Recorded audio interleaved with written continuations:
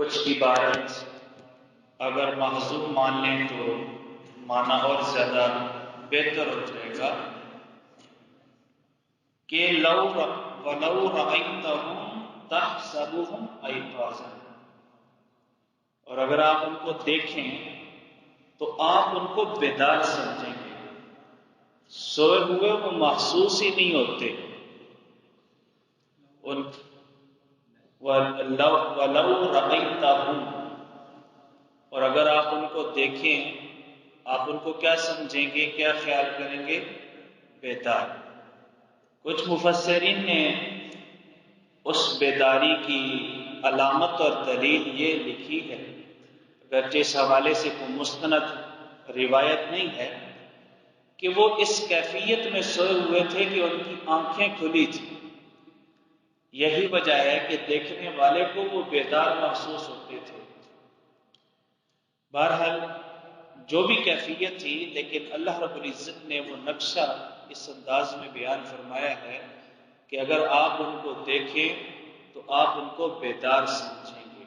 ایقاظاً یہ جمع ہے یاقظن، ایقاظ یاقظن کی جمع ہے، اور اسی طرح رقود راکدن کی جمع ہے، رقود راکدن کی جمع ہے فعول کے وزن پر۔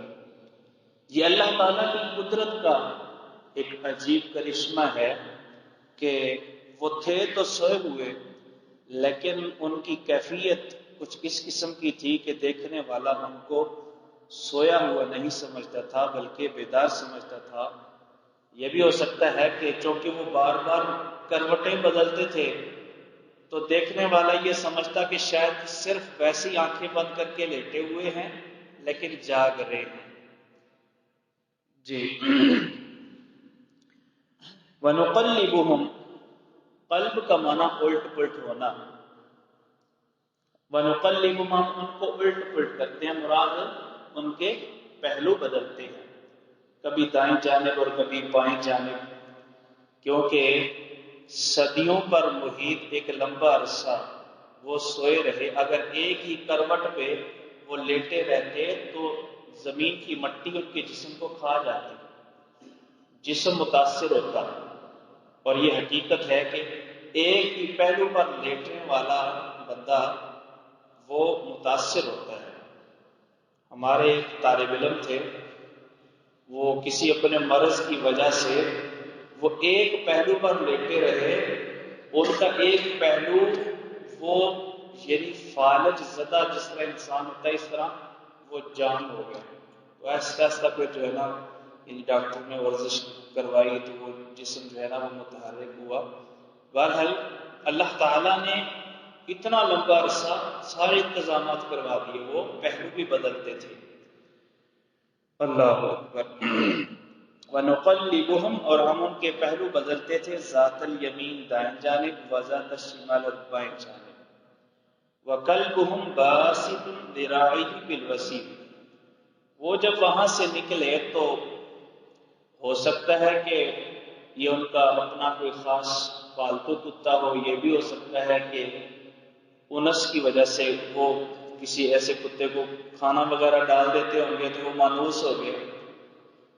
کتا ایسا جانور ہے جو اپنے مالک کی بڑی پہچان رکھتا ہے، بڑی شناخت رکھتا ہے، تو ہو سکتا ہے کہ وہ نکلے ہوں اور یہ ساتھ نکل آیا۔ اس حوالے سے کوئی مستند روایت نہیں ہے، باقی تفسیریں تو بہت زیادہ ہیں، اور یہ بھی بڑا مشہور ہے کہ جنت میں سارے انسان ہی جائیں گے سوائے ایک جانور کیا ہوا اصحاب کہف کا کتا ہے۔ اس حوالے سے بھی کوئی صحیح روایت ہم تک مروی نہیں ہے۔ تو یہ کتا جو ہے وہ غار کے اندر نہیں تھا بلکہ دہلیز پہ تھا، چوکھٹ پہ تھا۔ یہاں سے علماء نے استدلال کیا کہ اگر کتا کسی نے رکھا ہے گھر کے اندر نہیں رکھا، باہر ہے تو اس کی گنجائش ہے۔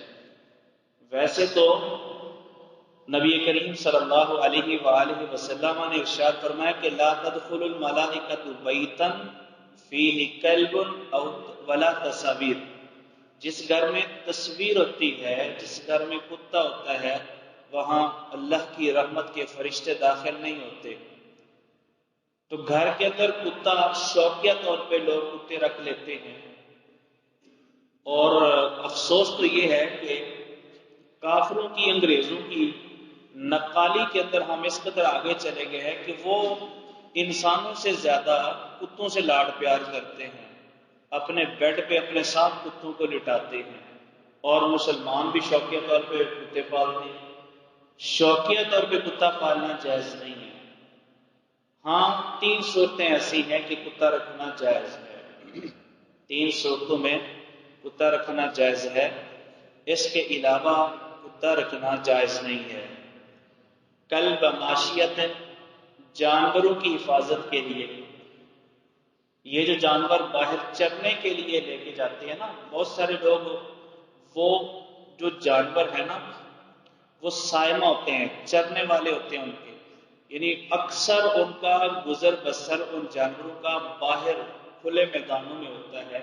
خاص طور پہ آج بھی میرا خیال ہے کہ پہاڑی علاقوں میں جانور جو ہے نا دور دور تک لوگ چرانے کے لیے لے جاتے ہیں، حتیٰ کہ جن کی اپنی زمینیں بھی نہیں ہیں انہوں نے بھی کئی 100 بکریاں رکھی ہوئی ہیں، شاید سندھ میں بھی ایسا ہوگا۔ جی، گزر بسر کا ذریعہ جو ہے نا وہ جانور ہیں، اور وہ جانور جو ہے نا لوگ چرانے کے لیے صبح کو لے جاتے ہیں اور شام کو واپس لے آتے ہیں۔ تو ایک کتا ان کی حفاظت کے لیے جو ہے وہ ساتھ انہوں نے رکھا ہوتا ہے، تاکہ کوئی سانپ، کوئی اور اس طرح کی کوئی چیز اگر وہ یعنی آئے، بھیڑیا وغیرہ، تو دفاع ہو سکے۔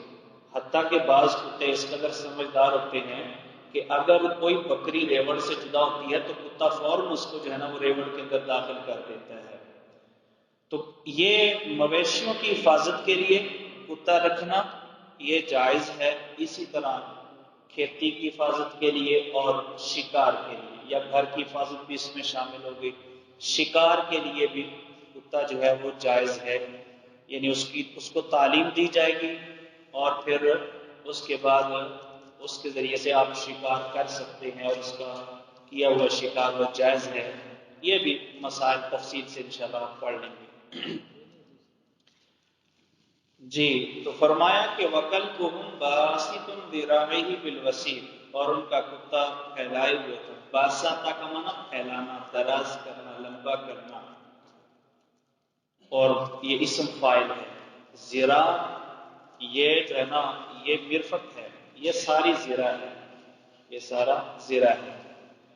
تو وہ اپنے بازو جو ہے وہ دہلیز پر پھیلائے ہوئے تھا، وسید دہلیز، چوکھٹ، اس غار کا دہانہ، منہ، اور کیفیت ایسی ہے کہ لو اطلاع تھا، ملا کر ہم نے پڑھا لو اطلاع تھا، اگر آپ اطلاع پائیں، جھانکیں، اندر منہ داخل کر کے دیکھنے کی کوشش کریں۔ اطلاع تھا، یہ باب افتعال سے ہے، باب افتعال کی تا کو تو سے بدل دیا گیا ہے اور تو کو تو کے اندر مدغم کر دیا گیا ہے۔ اگر آپ جھانکیں علیہم ان پر لولیتا، تو آپ پیٹھ پھیر لیں منہم ان سے، فرارن بھاگتے ہوئے۔ فرارن یہ مفعول مطلق ہے یا مفعول لہو ہے۔ وَلَمُلِئْتَ، اور البتہ آپ لام تکید، آپ بھر جائیں، ملئتا یہ مجہول ہے، آپ بھر جائیں یعنی آپ کے اندر ڈال دیا جائے ان کی طرف سے ان کا روب، خوف، ڈر۔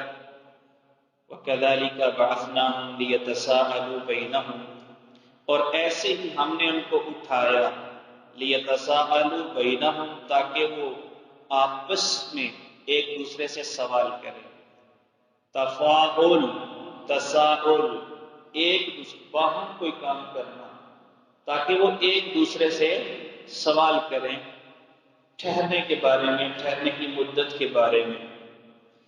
کذالک، ایسے ہی، کیسے، یعنی جس طرح ہم نے ان کو سلایا، عجیب طریقے سے سلایا، ایسے ہی ہم نے عجیب طریقے سے ان کو اٹھایا۔ ان کا سونا بھی عجیب اور ان کا اٹھنا بھی عجیب۔ جی، جس طرح ہم نے ان کو سلا دیا تھا ایسے ہم نے ان کو اٹھایا۔ لیتساءلوا بینہم، تاکہ وہ آپس میں ایک دوسرے سے سوال کریں. چنانچہ قال قائل منہم، جب اٹھے آپس آنکھیں کھولیں، باہر روشنی کی طرف دیکھا تو اندازہ لگانے لگے کہ کتنا عرصہ سوئے ہوں گے. اتنا عرصہ سونے کے باوجود بھی نہ تھکاوٹ ہے. ہماری نیند اگر 6 گھنٹے ہے، اگر ہم 10 گھنٹے سو لیے نا تو جسم سے تھکا ہوا محسوس ہوتا ہے، چور ہوتا ہے، عجیب سی کیفیت ہوتی ہے. نیند پوری نہ کریں تب بھی عجیب کیفیت ہو جاتی ہے، اور اگر زیادہ سو لیں تب بھی. الا ماشاء اللہ بعض لوگ کے تجربات وسیع ہوتے ہیں، وہ 3 دن بھی سوئے رہے تو ان کو کچھ محسوس نہیں ہوتا. جی قال قائل منہم، ان میں سے ایک کہنے والے نے کہا. قائل، قال یقول سے اسم فاعل، اصل میں کیا تھا؟ قائل. تو واو کو الف زیادہ کے بعد واقع ہونے کی وجہ سے حمزہ سے بدل دیا.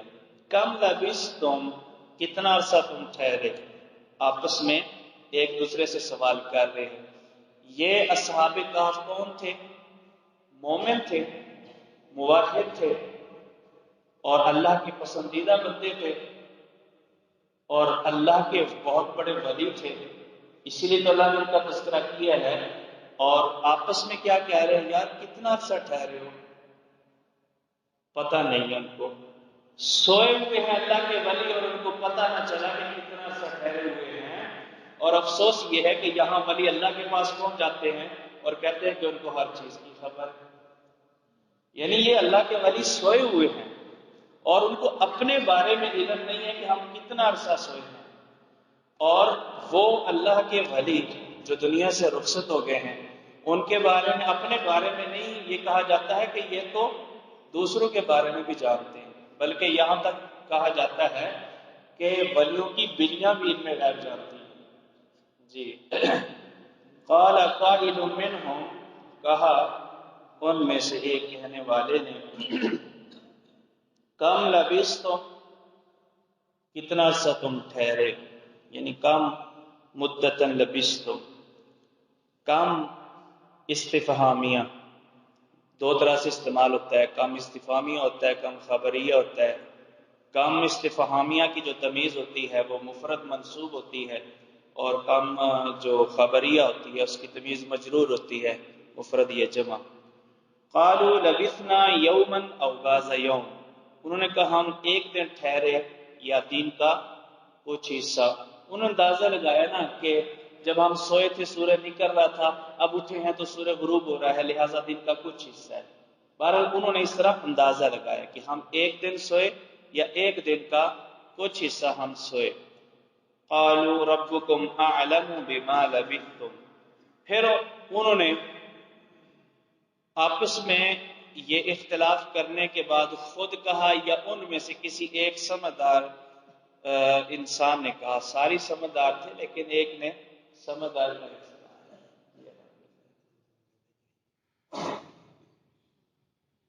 دو تین لڑکے چلے جائیں تھوڑا کام میں، 5-7 منٹ کا کام میں چلے جائیں. جی 3 لڑکے چلے جائیں. عاطف چلے جائیں، چلے جائیں. جی اور شاباش، 1-2 لڑکے اور چلے جائیں، 1 لڑکا اور چلے جائیں. جی قالوا، کہنے لگے، ربکم اعلم بما لبثتم. اب اس میں بھائی تکرار کی کیا ضرورت ہے؟ اب یہ جاننا کچھ زیادہ ضروری ہے کہ کتنا عرصہ کتنے گھنٹے سوئے ہیں. ٹھیک ہے سوئے ہیں. عقل مند لوگوں کا یہ شیروانی کے وہ وقت ضائع ہے. ایسے فضول باتیں شروع ہو جاتی ہیں طالب علموں کی، اور پھر 2-3 گھنٹے جو ہے نا ایسے ہی خام خواہ جو ہے نا وہ تکرار میں ضائع کر دیتے ہیں. تو یہ عقل مندوں کی نشانی نہیں ہے. انہوں نے ایک اندازہ لگایا، لیکن اس کے بعد انہوں نے پھر اس بحث کو چھوڑتے ہوئے کہا، قالوا ربکم اعلم بما لبثتم، تمہارا رب خوب جانتا ہے جو تم ٹھہرے. جتنا عرصہ ٹھہرے ہو رب کو تو پتہ ہی ہے، لہٰذا اس تکرار کی اور اس پر وقت ضائع کرنے کی ضرورت نہیں ہے. ہمارے اسلاف وقت کی بہت زیادہ قدر کرتے تھے. اور اپنے وقت کو قیمتی بناتے تھے۔ خلیل نحوی رحمہ اللہ کے بارے میں آتا ہے کہ وہ فرمایا کرتے تھے کہ اثقل الساعات علیہ ساعۃ آکل فیہا، کہ میرا سارا وقت پڑھنے پڑھانے میں، لکھنے لکھانے میں مصروف ہو جاتا ہے، اور سب سے مشکل گھڑی میرے نزدیک کھانے کی گھڑی ہے، کیونکہ اس میں میرا پڑھنے لکھنے والا کام رک جاتا ہے۔ اندازہ لگائیں کہ علم کا ایسا چسکا، ایسی چاشنی کہ کھانا پینا جو ہماری ضرورت ہے اس کو بھی اپنے لیے وہ بڑا مشکل وقت سمجھ رہے ہوتے تھے۔ اور بعض بزرگ تو بیگم کو کہہ دیتے کہ چوری بنا دو تاکہ ٹائم تھوڑا لگے کھانے پہ، زیادہ ٹائم کھانے پہ صرف نہ ہو جائے، یا پھر وہ اللہ والی کو کہہ دیتے کہ تم منہ میں لقمے ڈالتی رہو اور میں اپنا لکھنے والا جو کام ہے وہ کرتا رہوں۔ جی، یہ ابن عقیل کے بارے میں مروی ہے کہ وہ سرید کو وقت کی بچت کے لیے ترجیح دیتے تھے، ابن عقیل رحمہ اللہ۔ اور بعض بزرگ تو ایسا کرتے تھے، پہلے یہ سیاہی والی قلمیں نہیں ہوتی تھی بلکہ دوسری قلمیں ہوتی تھی، یہ قلمیں نہیں ہوتی، پینسلیں نہیں ہوتی تھی بلکہ دوسری قلمیں ہوتی تھی، وہ جو کانے کو ٹکا لگا کے جو ہے وہ بنائی جاتی تھی، سیاہی میں ڈبو کے لکھا جاتا تھا۔ تو جب کوئی ملنے کے لیے آتا یا کوئی اور کام ہوتا تو وہ اس وقت کے اندر ساتھ باتیں کرتے، اس مہمان کو ٹائم دیتے اور ساتھ کلمے بناتے ہیں تاکہ وقت یہ بھی جو ہے نا وہ ضائع نہ جائے۔ اس وقت کے اندر بھی وہ یعنی علم کے لیے ہی گویا کہ اپنی کلمیں تیار کر رہے ہوتے تھے اور اس کے لیے جو ہے نا وہ وقت دے رہے ہوتے تھے۔ ابن جریر رحمہ اللہ نے اپنی زندگی کے اندر 3,53,000 اوراق لکھے ہیں۔ ان کی جو کتابیں ہیں، ٹوٹل کتابیں، اگر ان کے صفحات کو اندازہ لگائیں تو وہ صفحات 3.5 لاکھ صفحات بنتے ہیں، اور اگر ہم ان کی زندگی کا یعنی حساب لگائیں تو ایک دن میں تقریباً 40 صفحات بنتے ہیں۔ ہم 40 صفحات پڑھ نہیں سکتے، انہوں نے 40 صفحات لکھے ہیں، اور لکھنا آسان نہیں ہوتا، دیکھ کے نہیں لکھنا، معلومات جمع کرنی ہے ذہن کے اندر، کمی بیشی، کبھی ایک لائن لکھ لی پھر مٹا دی کہ نہیں اس طرح لکھنا ہے، تو 40 صفحات یومیہ بنتے ہیں۔ یہ وہ لوگ ہیں جنہوں نے وقت کی قدر کی ہے۔ امام غزالی کے بارے میں آتا ہے کہ انہوں نے 78 کتابیں لکھی ہیں، اور ایک کتاب ان کی ایک یاقوت التاویل ایسی ہے جو 40 جلدوں میں ہے۔ حافظ ابن حجر رحمہ اللہ کی دیکھ لیں تہذیب و تہذیب، کتنے 30 جلدوں میں، اور پھر تقریب و تہذیب خلاصہ اس کتاب کا لکھا، اور باقی کتابیں کون سا ایسا حدیث اور اصول حدیث کا فن یعنی کوئی مسئلہ ہے جس کے اندر انہوں نے کتاب تحریر نہیں کی۔ علامہ سیوطی کو دیکھ لیں کتنی انہوں نے کتابیں تحریر کی ہیں۔ تو یہ وہ لوگ ہیں جنہوں نے وقت کی قدر کی ہے۔ ہم تو وقت کو ضائع کرنے والے لوگ ہیں۔ ایک وہ لوگ تھے جنہوں نے مچھلی خریدی کہ پکائیں گے اور کھائیں گے، لیکن پڑھنے پڑھانے میں اتنے مصروف ہوئے کہ پکانے کا ٹائم نہیں ملا، کچی کھا گئے۔ اور ایک ہم ہیں کہ ہم چاول بنانے کے لیے پیریڈ چھوڑ دیتے ہیں۔ تو یہ علم کی چاشنی نہیں آئے، علم کی لذت نہیں آئے۔ قالو، ان کی 78 کتابیں، یہ ابن جریر رحمہ اللہ نے۔ اسی طرح امام راضی کے بارے میں آتا ہے کہ انہوں نے یعنی یہ ابن جریر ہے، بہرحال تحقیق کرنی پڑے گی، ابن جریر ہے یا ابن جوزی ہے، یہ تحقیق کرنی پڑے گی۔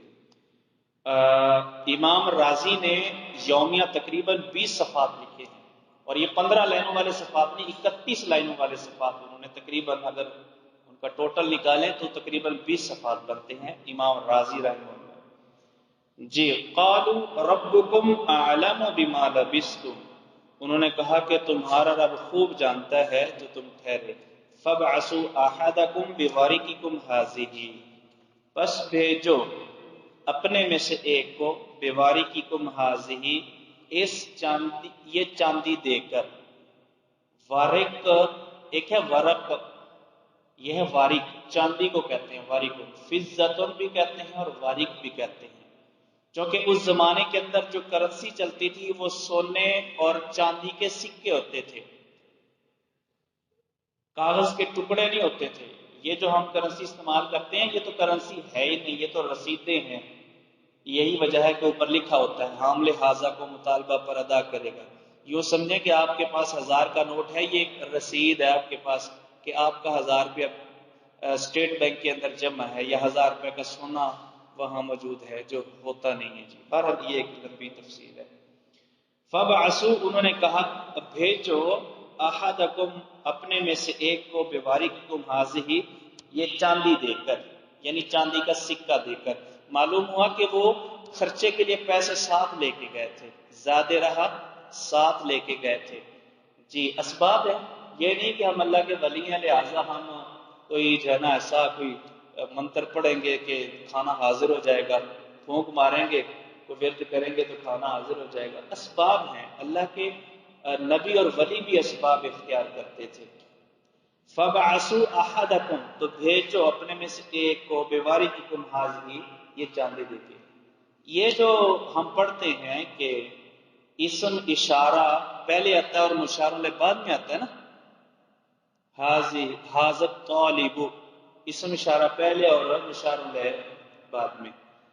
تو یہ جو ہے نا واریق یہ پہلے آیا ہے اور حاضی بھی یہ بعد میں آیا ہے، کیونکہ جب مشار علیہ مضاف مضاف الیہ ہو تو پھر اسم اشارہ کیا ہوتا ہے بعد میں آتا ہے، ورنہ یہ پھر اشارہ مشار علیہ نہیں رہیں گے، یہ مبتدا خبر بن جائیں گے.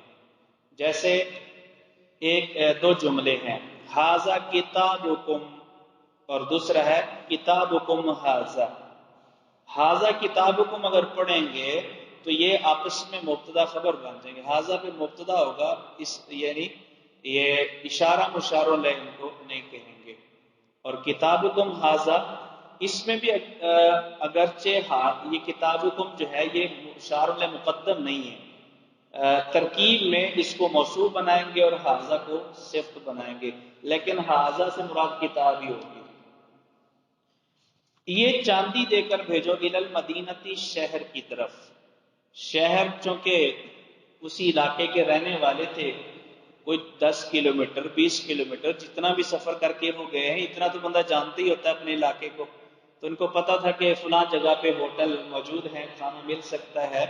تو انہوں نے اپنے میں سے جو سمجھدار بندہ تھا، زیادہ سمجھدار تھا، کیونکہ ہر بندہ خرید و فروخت کرنا یہ اس کا ماہر نہیں ہوتا. جی بعض لوگ ہوتے ہیں جن کو چیزیں خریدنے کا بڑا فن ہوتا ہے، بڑا اس کا طریقہ ان کو معلوم ہوتا ہے.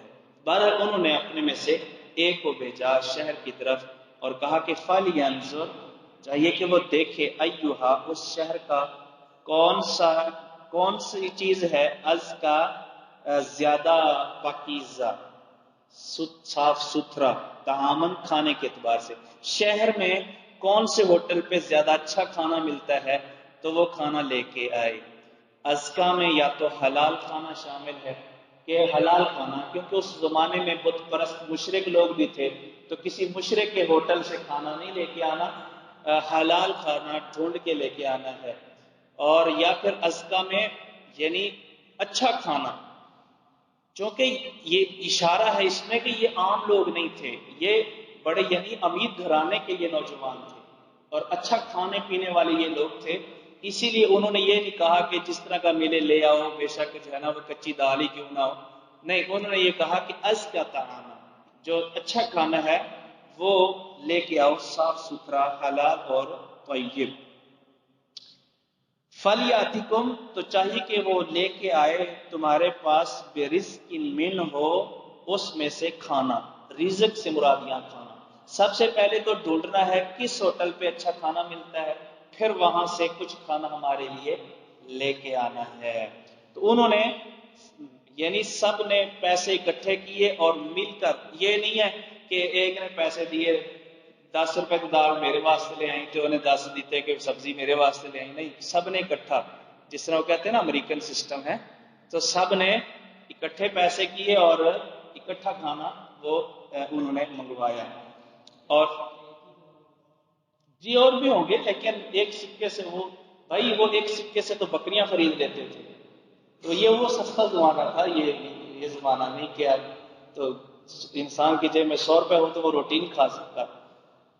جی، اور یہاں سے یہ مسئلہ بھی معلوم ہوا کہ ضروری نہیں کہ ایک کام کرنا ہے، جب اجتماعی کام ہے تو وہ سارے کریں، کسی کو اپنا وکیل اور نائب بنایا جا سکتا ہے۔ اگر ایک بندہ وہ کام کر سکتا ہے تو ٹھیک ہے، آپ وہ ایک بندہ وہ کام کر لیں۔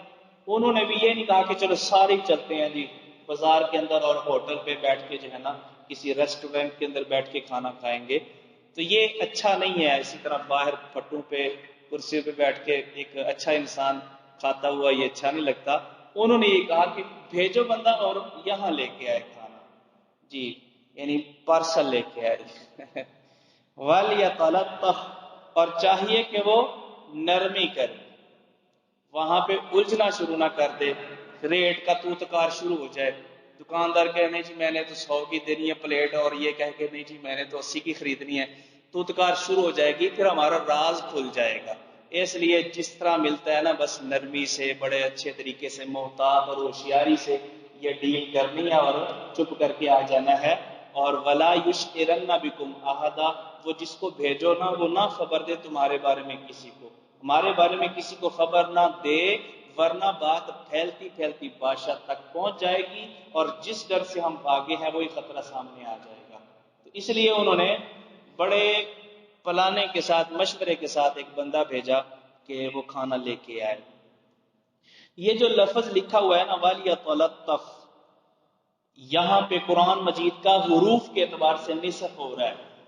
یہ جو تا ہے نا وَلْيَتَلَطَّفْ کی تا، 2 نقطوں والی تا، یہ تا پہلے نصف میں شامل ہے، اور اس تا کے بعد جو لام ہے یہ لام دوسرے نصف میں شامل ہے۔ ایک ہی لفظ کا کچھ حصہ پہلے نصف میں داخل ہے اور دوسرا حصہ دوسرے نصف میں شامل ہے، اس لیے یہ عام رسم الخط سے ذرا موٹا لکھا گیا ہے۔ وَلْيَتَلَطَّفْ، اور چاہیے کہ وہ ہوشیاری کرے یا نرمی سے، لطف باریک بینی، تو وہ نرمی اور باریک بینی کی کوشش کرے، بڑی ہی پیار محبت سے، اچھے طریقے سے خرید و فروخت، محتاط طریقے سے خرید و فروخت۔ وَلَا يُشْعِرَنَّ بِكُمْ أَحَدًا، اور نہ وہ معلوم کروائے، خبر دے تمہارے بارے میں، بکم تمہارے متعلق، احدن کسی کو بھی۔ کیوں خبر نہیں دینی؟ کیوں؟ کیونکہ انہم ان یظہروا علیکم، اگر وہ مطلع ہو جائیں گے تم پر، یہ یظہرو ظاہرہ یظہرو کے یہاں ہم 2 معنی کر سکتے ہیں۔ ایک مطلع ہونا، اگر وہ تم پر مطلع ہو گئے تو پھر نتیجہ یہ نکلے گا جو آگے انہوں نے بیان کیا۔ اور دوسرا معنی غالب آنا، ظاہر علیہ بمانا غالب علیہ، ظاہر علیہ بمانا غالب علیہ، غالب آ جانا۔ اگر وہ مطلع ہو گئے تم پر، بہرحال دونوں معنی ہو سکتے ہیں، کیونکہ جب وہ مطلع ہو گئے تو پکڑ لیں گے غالب آ جائیں گے، اور غالب بھی تب آئیں گے جب مطلع ہوں گے، لہذا کوئی یعنی فرق نہیں ہے، دونوں مفہوم معنی جو ہے نا اس میں شامل ہیں۔ جی ان یظہروا علیکم، اگر وہ تم پر مطلع ہو جائیں گے تو یرجموکم، یہ ان شرطیہ ہے، یہی وجہ ہے کہ یظہرون کا نون اور یرجمون کا نون گر گیا ہے، نون اعرابی۔ اگر وہ مطلع ہو گئے تم پر، یرجموکم، تم کو رجم کر دیں گے۔ رجم کرنا یعنی پتھر مار مار کے ہلاک کر دینا۔ اس زمانے میں یہ پسٹل، یہ کلاشن اور یہ دیگر اسلحہ جو ہے نا جدید اسلحہ نہیں تھا، تو زیادہ تر تلوار کے ذریعے سے یا پتھر مار مار کے مجرم کو سزا دی جاتی تھی، قتل کر دیا جاتا تھا۔ اور تلوار کے ذریعے سے تکلیف تھوڑی ہوتی ہے، پتھر کے ذریعے مارنے سے تکلیف زیادہ ہوتی ہے، لہذا جس کو زیادہ سزا دینی مقصود ہوتی تھی تو پتھر مار مار کے ہلاک کرتے تھے، تو وہ تم کو رجم کر دیں گے، سزا ایسی دیں گے کہ تمہیں مار مار کے ختم کر دیں گے۔ یرجموکم، تم کو رجم کر دیں گے، او یعیدوکم، یا تم کو لوٹائیں گے، فی ملتہم، اپنے دین میں، ان کا جو دین ہے بت پرستی والا، شرکیہ، تو وہ اپنے دین میں لوٹا لیں گے۔ اور ہم نہیں چاہتے کہ ہمارے سینوں کے اندر اللہ تعالیٰ کی توحید سموئی ہوئی ہے تو ہم شرک کریں، یہ ہمیں گوارا نہیں ہے، اس لیے اطلاع نہیں دینی، کوشش کرنی ہے کہ ان کو ہمارے بارے میں علم نہ ہو۔ وَلَن تُفْلِحُوا إِذًا أَبَدًا، اور ہرگز نہیں تم فلاح پاؤ گے تب کبھی بھی. وَإِنْ عُدْتُمْ وَلَن تُفْلِحُوا إِذًا أَبَدًا، یعنی کب فلاح نہیں پاؤ گے، اذن تب سے مراد یعنی اگر تم ان کے دین میں لوٹ گئے. چنانچہ ہم سمجھنے کے لیے یہ کہہ سکتے ہیں کہ یہاں یہ جملہ ذہن میں رکھیں کہ ان عدتم فی ملتہم لن تفلحوا ابدا. اذن کا مطلب کیا ہے کہ ان عدتم فی ملتہم، اگر تم ان کے دین میں لوٹ گئے تو ہرگز نہیں تم کامیابی پا سکتے، فلاح پا سکتے. جی یعنی گویا کہ یہاں سے یہ مسئلہ معلوم ہوا کہ توحید چھوڑ کے شرک اختیار کرنا، کفر اختیار کرنا، یہ کامیابی سے ناکامی کی طرف سفر ہے. توحید چھوڑ کے شرک اختیار کرنا یہ کامیابی سے ناکامی کی طرف سفر ہے، اور توحید اختیار کر لینا یہ کامیابی ہے. توحید اختیار کر لینا یہ کامیابی ہے، کیونکہ توحید پہ جنت ملنی ہے. اور اللہ نے فرمایا کہ وَمَنْ زُحْزِحَ عَنِ النَّارِ وَأُدْخِلَ الْجَنَّةَ فَقَدْ فَازَ، یہ کامیابی ہے. جی وَكَذَلِكَ، اور ایسے ہی آثرنا علیہ، ہم نے مطلع کر دیا لوگوں کو ان پر. وَكَذَلِكَ، اور ایسے کیسے، یعنی جس طرح ہم نے ان کو ثابت قدم رکھا اور ان کے ساتھ دیگر عجیب و غریب ان کے ساتھ معاملات کیے، اسی طرح ہماری یہ قدرت میں یہ بات شامل تھی کہ ہم ان کے بارے میں لوگوں کو مطلع کر دیں، شہر والوں کے سامنے ان کی حقیقت کھل جائے. جس طرح ہم نے ان کی حقیقت کو چھپایا، ایسی ہم نے ان کی حقیقت کو منکشف کر دیا اور ظاہر کر دیا لوگوں پر. اعثرنا، یہ نا جو ہے یہ فاعل کی ضمیر ہے، مفعول کی ضمیر محذوف ہے، یعنی آثرناہم، ہم نے ان کو مطلع کر دیا. کن کو؟ جن کو کیا ان کا ذکر نہیں ہے، ان کا تذکرہ محذوف، یعنی آثرنا اہل المدینہ، یہ آثرناہم، ہم نے لوگوں کو مطلع کر دیا علیہم، ان اصحاب کہف پر. کیوں اللہ کی حکمت کیا تھی کہ اللہ تعالیٰ نے بجائے اس کے کہ اپنے ان موحدین کو اللہ چھپا کے رکھتا، اللہ تعالیٰ نے ان کا راز یعنی ان کو منکشف کر دیا لوگوں کے سامنے، لوگوں کو ان کا پتہ چل گیا. اللہ فرماتے ہیں ہم لوگوں کو ایک مسئلہ سمجھانا چاہتے تھے، لِيَعْلَمُوا، تاکہ لوگ جان لیں، اَنَّ وَعْدَ اللَّهِ حق، کہ اللہ کا وعدہ برحق ہے، وَأَنَّ السَّاعَةَ لَا رَيْبَ فِيهَا، اور بے شک قیامت اس کے آنے میں کوئی شک نہیں. لوگ مرنے کے بعد اٹھنے کو ناممکن سمجھتے تھے، ہم نے اصحاب کہف کو ان پر منکشف کر دیا تاکہ وہ اپنی آنکھوں سے مشاہدہ کریں کہ اللہ تعالیٰ اگر 300 سال کے بعد اٹھا سکتا ہے، اللہ ہزاروں سال کے بعد بھی اسی طرح دوبارہ اٹھا سکتا ہے. تو یہ مسئلہ ہم نے لوگوں پر واضح کرنا تھا، ظاہر کرنا تھا. اور اس زمانے کے اندر لوگ جس حق کے مسئلے میں اختلاف کرتے تھے، قیامت کے متعلق اختلاف کرتے تھے، ہم اس واقعے کے ذریعے سے دراصل ان کے اختلاف کو ختم کرنا چاہتے تھے اور ان کے سامنے یہ بات رکھنا چاہتے تھے کہ ہم دوبارہ اٹھانے پر بھی قادر ہیں. جو اللہ 300 سال سلا کے اٹھا سکتا ہے، اسی طرح وہ اللہ مارنے کے بعد بھی دوبارہ اٹھا سکتا ہے. جی اذ یتنازعون بینہم، جب وہ، یہ کب اللہ تعالیٰ نے مطلع کیا؟ اذ یہ ظرف ہے اور یہ ظرف بنے گی آثرنا کی، یعنی ہم نے کب مطلع کیا؟ جب یہ جھگڑا ہو رہا تھا ہم نے اطلاع دے دی تاکہ جھگڑا ختم.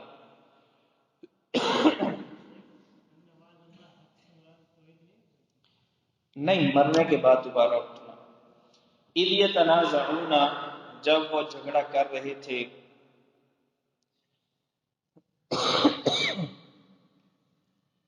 بینہم آپس میں، امرہم ان کے معاملے میں. امرہم یہ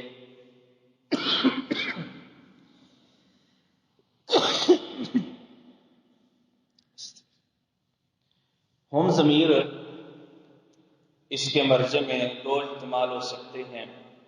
ایک یہ ہے کہ وہ اپنے معاملے میں کہ ہم دوبارہ اٹھیں گے کہ نہیں، تو اس بارے میں وہ جھگڑا کر رہے تھے.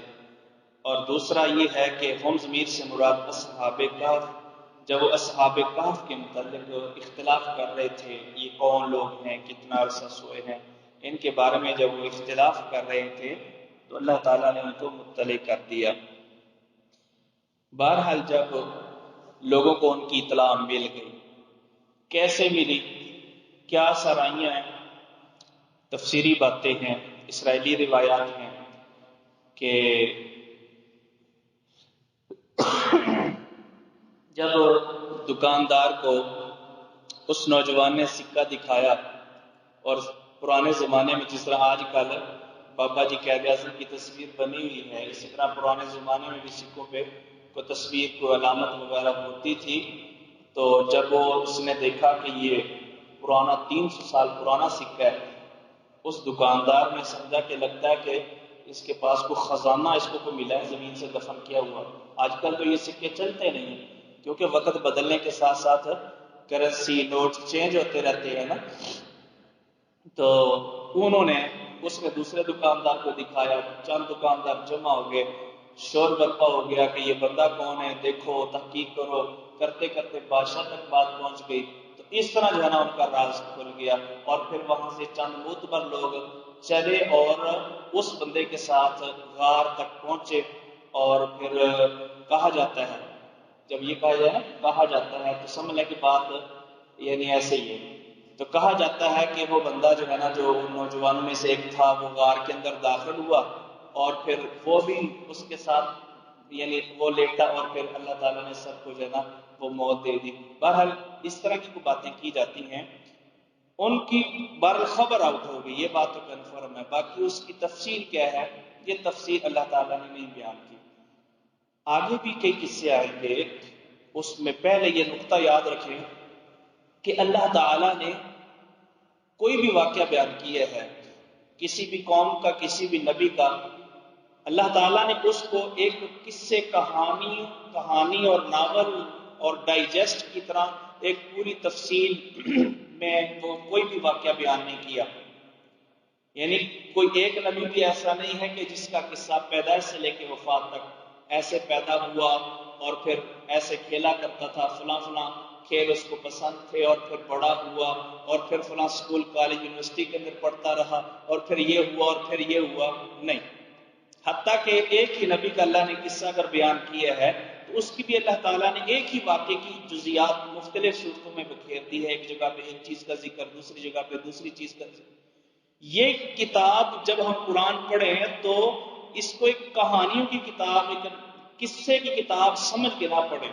یہ عبرت کی کتاب ہے، نصیحت کی کتاب ہے، سبق آمیز کتاب ہے، جہاں سے اللہ تعالیٰ نے کوئی میسج دینا تھا، پیغام دینا تھا، واقعے کے جس ٹکڑے سے وہ سبق ملتا ہے اللہ نے وہ ٹکڑا ذکر کر دیا.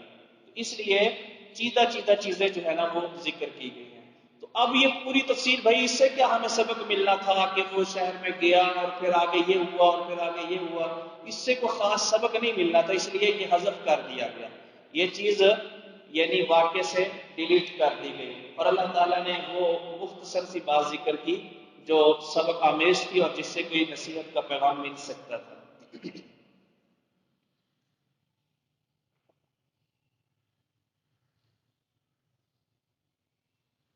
جب وہ وہاں پہ لوگ پہنچے تو اب لوگوں نے آپس میں مشورہ کیا کہ یہ تو فوت ہو گئے ہیں، یہاں پہ کوئی نشانی مقرر ہونی چاہیے، کوئی یادگار. بعض لوگ یعنی لوگوں کی یہ فطرت کے اندر یہ چیز شامل ہے کہ وہ کوئی انوکھی چیز دیکھتے ہیں تو وہ جو ہے نا وہ سمجھتے ہیں کہ بس اس کی کوئی یادگار بننی چاہیے، یہ ہونا چاہیے، وہ ہونا چاہیے. ایک بندے نے، ایک بادشاہ نے بیوی کی یاد میں جناب والا ایک بڑا محل، بہت بڑا محل، کروڑوں روپے خرچ کر دیے، تاج محل بنا دیا جی ایک بیوی کی خاطر. تو بہرحال اسلام ان چیزوں کی طرف جو ہے نا وہ رغبت نہیں دلاتا کہ اس طرح کی یادگاریں جو ہے وہ تعمیر کی جائیں. بہرحال انہوں نے آپس میں اختلاف کیا کہ اب کیا نشانی ہونی چاہیے؟ قال الذین غلبوا علی امرہم، کہا ان لوگوں نے جو ان کے معاملے پر غالب آئے، لنتخذن، یہ جو لام ہے نا لام تقید کا، یہ مشعر ہے کہ یہاں سے قسم کا لفظ معذوف ہے، یعنی واللہ لنتخذن، یہ لام قسمیہ ہے، ہم تو ضرور بنائیں گے علیہم ان پر مسجدن مسجد، ہم تو ان پر ضرور مسجد بنائیں گے، یادگار کے طور پہ ہم مسجد بنائیں گے۔ اب مسجد بنانا، من بنا للہ مسجدا بنا اللہ لہ بیتا فی الجنہ ہے، مسجد بنانا کتنا نیکی کا کام ہے کہ جو بندہ مسجد بناتا ہے اللہ اس کے لیے جنت میں محل بنا دیتے ہیں، بہت بڑا نیکی کا کام ہے۔ اور وہ بھی شاید یہ سمجھ رہے تھے، چونکہ اچھا یہ بات یاد رکھیں کہ جب اصحاب کہف کا راز آؤٹ ہوا تو اس وقت وہاں علاقے پر انہی لوگوں کی حکومت تھی جو ان نوجوانوں کے ہم عقیدہ تھے، یعنی اگر یہ عیسائی تھے تو اب عیسائیوں کی حکومت آ چکی تھی، اب وہ ظالم بادشاہ کی حکومت ختم ہو چکی تھی، لہٰذا انہوں نے ان لوگوں کو، نوجوانوں کو اللہ کا بہت بڑا ولی سمجھا اور یہاں نشانی مقرر کرنا چاہیے، انہوں نے کہا ہم مسجد بنا دیں گے۔ اور یہ مسجد کن لوگوں نے یہ مشورہ دیا؟ بااثر لوگوں نے، غریب کی جہاں پہ بہت سارے لوگ ہوں، مالدار، سیٹھ اور عہدے والے، تو وہاں غریبوں کی کون سنتا ہے؟ تو لہٰذا جو نیک لوگ تھے، اچھے لوگ تھے، صحیح دیندار لوگ تھے، ان کی تو کسی نے نہیں مانی، بلکہ غالب لوگوں نے، جو بااثر لوگ تھے، انہوں نے کہا ہم تو مسجد بنائیں گے۔ اب یہ اللہ تعالیٰ نے ان لوگوں کی ایک حکایت نقل کی ہے کہ انہوں نے ایسا کیا۔ بعض ہمارے بھائیوں نے یہاں سے دلیل لے لی کہ نیک لوگوں کی قبروں کے پاس نشانی، یادگار بنانا، مسجد بنانا، دربار بنانا، یہ گنجائش نکلتی ہے یہاں سے، یعنی اللہ تعالیٰ نے یہ واقعہ تو توحید اور اپنی قدرت کے طور پہ بیان کیا تھا، لیکن یہاں سے جناب والا وہ دلیل لے لی گئی کہ قبروں کے پاس جو ہے وہ مسجد بنائی جا سکتی ہے، جس طرح کہ اصحاب کہف نے بنائی۔ بھائی سوال یہ ہے کہ یہ اللہ نے حکم دیا تھا کہ ایسا کرو؟ اللہ نے تو حکم نہیں دیا نا، یہ ان کا ایک ذاتی مشورہ تھا، اور یہ بھی سب کی رائے نہیں تھی بلکہ بااثر لوگوں کی رائے تھی۔ اور جو بااثر لوگ ہوتے ہیں ان کے ذہن میں اس طرح کی سکیمیں ہی آتی ہیں، کوئی یادگار بنا دو، تو انہوں نے ایسا کیا۔ یاد رکھو کہ شرک اس طرح چور دروازے سے داخل ہوتا ہے قوموں کے اندر۔ سب سے پہلا شرک جو دنیا کے اندر آیا قوم نوح کے اندر، وہ بھی ایسے ہی آیا۔ اللہ کے نیک 5 ولی تھے، فوت ہو گئے، تو لوگوں کو بڑی عقیدت تھی ان سے، انہوں نے ایسا کیا کہ انہوں نے کہا کہ یار ان کی یادگار ہونی چاہیے، ان کے مجسمے ہونے چاہیے تاکہ ان کو دیکھ کے ہمیں اللہ یاد آئے، ہم بھی ان کی طرح نیکی کریں۔ ان کی نیت اچھی تھی، انہوں نے اس نیت سے ان کے جو ہے نا مجسمے بنا لیے۔ جب یہ نسل ختم ہو گئی، بعد میں آنے والی نسل کے اندر وہ ایمان، وہ توحید اور وہ چیزیں نہیں تھی، انہوں نے کہا بابا جی ادھر آتے ہوتے تھے، لہٰذا جو ہے نا ہمیں جانا چاہیے، نظر آنے شروع ہو گئے، اور پھر آخر ان کو دیکھ کے اللہ کو یاد کرنے کی بجائے انہی کو یاد کرنا شروع کر دیا، ایسا اس طرح شرک کا آغاز ہو گیا۔ تو یہ شیطانی طریقہ ہے جی، یعنی امت کے اندر شرک کو داخل کرنے کا۔ ہمارے لیے دین کی کیا تعلیم ہے؟ ہمارے لیے رسول اللہ علیہ وسلم کی احادیث صاف موجود ہے، یعنی ایک اپنے زمانے کے بااثر لوگوں نے ایک کام کیا جس کو رب نے نقل کر دیا کہ انہوں نے ایسا کیا، اس سے دلیل لینے کی بجائے ہم یہ دیکھیں کہ ہمارا دین ہمارے لیے کیا رہنمائی کرتا ہے۔ یہ تو پہلی شریعت کی بات ہے، ہماری شریعت کی تو بات ہی نہیں ہے۔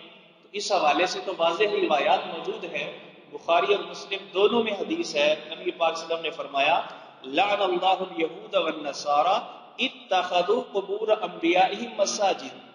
تو حدیث سے وضاحت ہو گئی کہ یہود و نصارہ کا یہ طریقہ، یہ اچھا طریقہ نہیں تھا۔ نبی پاک نے مذمت فرمائی کہ اللہ کی لعنت ہو کے اس طریقے پہ کہ انہوں نے انبیاء اور صالحین کی قبروں کو انہوں نے مسجد بنا لیا.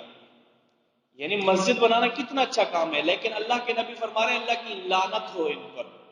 گویا کہ یہ ایسا فعل ہے جو قابل تعریف نہیں بلکہ قابل مذمت ہے.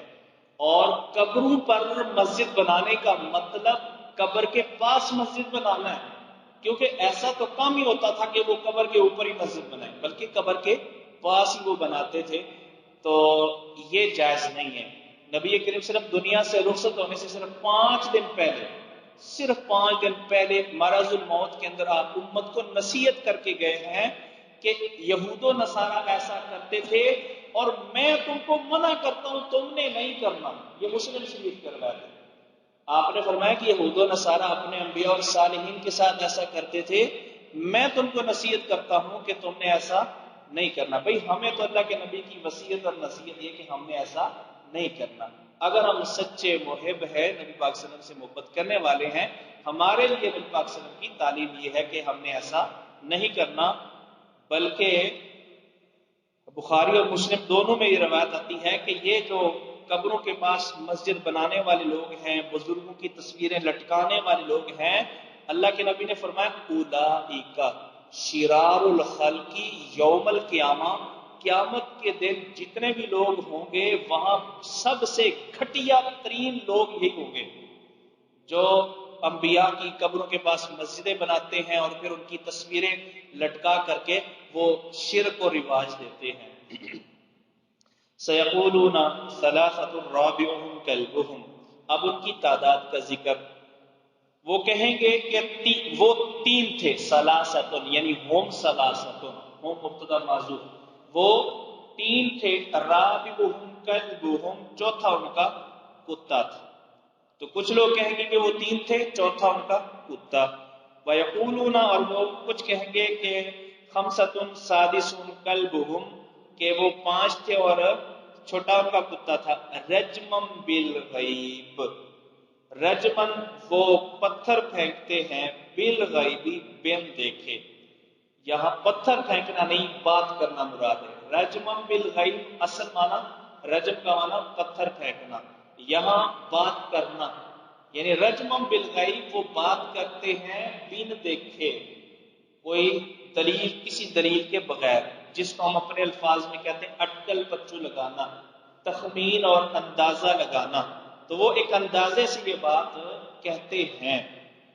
وَيَقُولُونَ، اور وہ یہ بھی کہیں گے کہ سبعۃ، وہ 7 تھے، وَثَامِنُهُمْ كَلْبُهُمْ، اور 8واں ان کا کتا تھا. تو جیسا کہ میں نے عرض کیا تھا کہ ان کی تعداد کے بارے میں اللہ تعالیٰ نے کوئی واضح الفاظ میں تو خبر نہیں دی کہ اتنے ہی تھے، بلکہ اللہ تعالیٰ نے ان کے 3 قول نقل کر دیے. ہاں البتہ علماء نے اللہ تعالیٰ کے جو بیان کا انداز ہے اس سے یہ سمجھا ہے کہ یہ 7 تھے، 8واں ان کا کتا تھا. وہ انداز یہ ہے کہ 3 اور 5 ان کے بعد تو اللہ نے فرمایا ہے رجمًا بالغیب، لیکن 7 کے بعد اللہ نے نہیں فرمایا رجمًا بالغیب. اور دوسری بات یہ ہے کہ اللہ نے فرمایا ثلاثۃ رابعهم کلبهم. انداز کا فرق یہاں پر بھی ہے کہ وہاں پر رابعهم سے پہلے واو نہیں ہے، اسی طرح خمسۃ سادسۃ سے پہلے بھی واو نہیں ہے، جبکہ سبعۃ وثامنهم کلبهم یہاں پر واو ہے. پر اشارے موجود ہیں جن سے معلوم ہوتا ہے کہ وہ 7 تھے اور 8واں ان کا کتا تھا. حضرت عبداللہ بن مسعود رضی اللہ تعالی عنہما فرماتے تھے کہ اللہ فرماتے ہیں کہ ما یعلمهم الا قلیل، تھوڑے لوگ ان کو جانتے ہیں، میں بھی ان تھوڑے لوگوں میں شامل ہوں. وہ 7 تھے اور 8واں ان کا کتا تھا. واللہ اعلم بالصواب. قل ربی اعلم بعدتهم، فرما دیجئے میرا رب خوب جانتا ہے بعدتهم ان کی گنتی کو، ان کی تعداد کو. عدت سے مراد یہاں پر مدت نہیں، عدت سے مراد گنتی، تعداد. ما یعلمهم نہیں ان کو جانتے، الا قلیل مگر تھوڑے لوگ.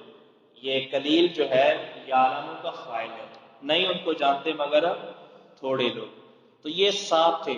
اچھا بعض نے تو ان کے نام بھی ذکر کیے ہیں، اور حد تو یہ ہے کہ بعض نے نام ذکر کرنے کے بعد فرمایا کہ ان ناموں کو لکھ کے تعویذ بنا کے استعمال کرنے سے فلاں فلاں بیماری میں شفا ملتی ہے، یہاں تک جناب والا وہ بھائی جن کے نام ہی ثابت نہیں ہیں ان سے آپ امراض کی شفا کے لیے تعویذ بنا رہے ہیں. بہرحال یہ کوئی ثابت نہیں ہے ان کے، بلکہ ناموں میں اختلاف ہے. جی فلا تمہاری لہذا آپ نہ بحث کریں فیہم ان کے متعلق، الا میراً ظاہرہ مگر جھگڑا کرنا، بحث کرنا ظاہراً سرسری، یعنی تعداد کے بارے میں. اچھا یہ واقعہ مشہور تھا یہود و نصارہ میں، خاص طور پہ اہل کتاب میں یہ واقعہ مشہور تھا. تو وہ کوئی کچھ کہتا کوئی کچھ کہتا. اللہ فرماتے ہیں کہ آپ ان سے ان کے بارے میں، اس واقعے کے بارے میں یا ان کی تعداد کے بارے میں زیادہ بحث مباحثہ نہ کریں. رب نے جو بتا دیا بس بیان کر دیں، زیادہ بحث مباحثے کی ضرورت نہیں ہے. جی اور یہ گویا کہ ہمارے لیے ایک اصول بیان کر دیا گیا کہ ہم یعنی کسی مسئلہ میں اگر اختلاف پیش آئے، بس ضروری بات دلیل کی بنیاد پہ جو بات ہے آپ بیان کر دیں، واضح کر دیں. باقی اگر کوئی ایسی خام خواہ الٹے سیدھے اعتراض کرے تو اس میں الجھنے کی ضرورت نہیں. اس کو کہہ دیں بھائی ٹھیک ہے، اگر آپ کو یہ بات سمجھ آ گئی ہے تو ٹھیک ہے، نہیں سمجھ آئی تو کسی اور طریقے سے سمجھ آئی ہے تو آپ مزید غور و فکر کریں. تو بات کو ختم کرنے کی کوشش کریں بجائے اس کہ آپ اسے الجھنا شروع کر دیں. تو یہ جو ہے نا وہ طریقہ کار ہے، اس سے کوئی فائدہ حاصل ہونے والا نہیں ہے. میران یہ فعال کے وزن پہ، یہ باب مفاعلہ کا مصدر ہے. قاتل یقاتل مقاتلۃ وقتالا، جھگڑا کرنا، اصل معنی ہے جھگڑا کرنا یعنی بحث مباحثہ کرنا. ولا تستفت فیہم، اور نہ آپ پوچھیں سوال کریں، فیہم ان کے متعلق، منہم ان اہل کتاب سے، ان لوگوں میں سے احدن کسی سے اس حوالے سے معلومات لینے کی ضرورت نہیں ہے. اللہ نے معلومات جتنی دے دی ہیں یہی کافی ہیں. ان لوگوں سے معلومات لینے کی ضرورت نہیں ہے، رب کی دی ہوئی معلومات ہی کافی ہیں. وَلَا تَقُولَنَّ لِشَيْءٍ إِنِّي فَاعِلٌ ذَلِكَ غَدًا، اور ہرگز نہ آپ کہیں کسی چیز کے لیے کہ میں ہوں کرنے والا ذَلِكَ یہ کام غداً کل، إِلَّا أَن يَشَاءَ اللَّهُ مگر یہ کہ اللہ چاہے. اس میں نبی پاک صلی اللہ علیہ وسلم کو اور آپ کے ذریعے سے ہم کو تعلیم دی گئی ہے کہ اگر آپ زمانہ مستقبل میں کوئی کام کرنا چاہتے ہیں تو پھر ساتھ انشاءاللہ کہہ لیں، کیونکہ آپ کو نہیں پتا کہ آپ وہ کام کر سکتے ہیں کہ نہیں کر سکتے. آپ کے علم میں نہیں کہ آپ کی وسعت میں، طاقت میں یہ کام ہے یا کہ نہیں ہے. بس اوقات ایک کام آپ اس کو بڑا آسان سمجھنے ہوتے ہیں لیکن ایسی کوئی رکاوٹ کھڑی ہو جاتی ہے کہ نہیں کر سکتے. آپ نے کسی سے وعدہ کر لیا کہ میں کل آؤں گا، لیکن کوئی فوتی ہو گئی، کوئی اور مسئلہ ہو گیا، آپ نہیں جا سکے. تو اس لیے ساتھ انشاءاللہ کہہ لینا چاہیے. جب مستقبل میں کرنے کے لیے کوئی کام کرنے کے لیے آپ فیصلہ کریں تو ساتھ انشاءاللہ کہہ لیں. اس میں مفسرین نے ایک روایت بھی ذکر کی ہے جس کی سند میں اختلاف ہے. وہ یہ ہے کہ یہودیوں نے یا یہودیوں کے مشورے سے کافروں نے نبی پاک صلی اللہ علیہ وسلم سے 3 سوال کیے تھے، اصحاب کہف کے بارے میں، ذوالقرنین کے بارے میں اور روح کے بارے میں. تو نبی پاک نے فرمایا کل بتاؤں گا، ساتھ انشاءاللہ نہیں کہا. تو 15 دن تک وہی لیٹ ہو گئی، کافروں نے اعتراض کرنا شروع کر دیا.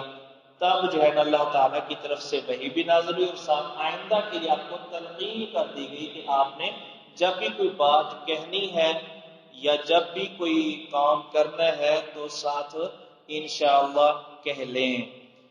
جی تو بہرحال وہ روایت جو ہے محمد بن اسحاق نے ایک مجہول شیخ سے بیان کیا، اس وجہ سے علماء نے اس کو کمزور قرار دیا ہے. تو کوئی بھی کام کریں تو ساتھ انشاءاللہ کہہ لیں، حتیٰ کہ کسی سے وعدہ کریں ساتھ انشاءاللہ آپ کہہ لیں. اچھا المیہ یہ ہے کہ ہم لوگ انشاءاللہ کو ہم نے یعنی ایک ڈھال کے طور پہ استعمال کرتے ہیں.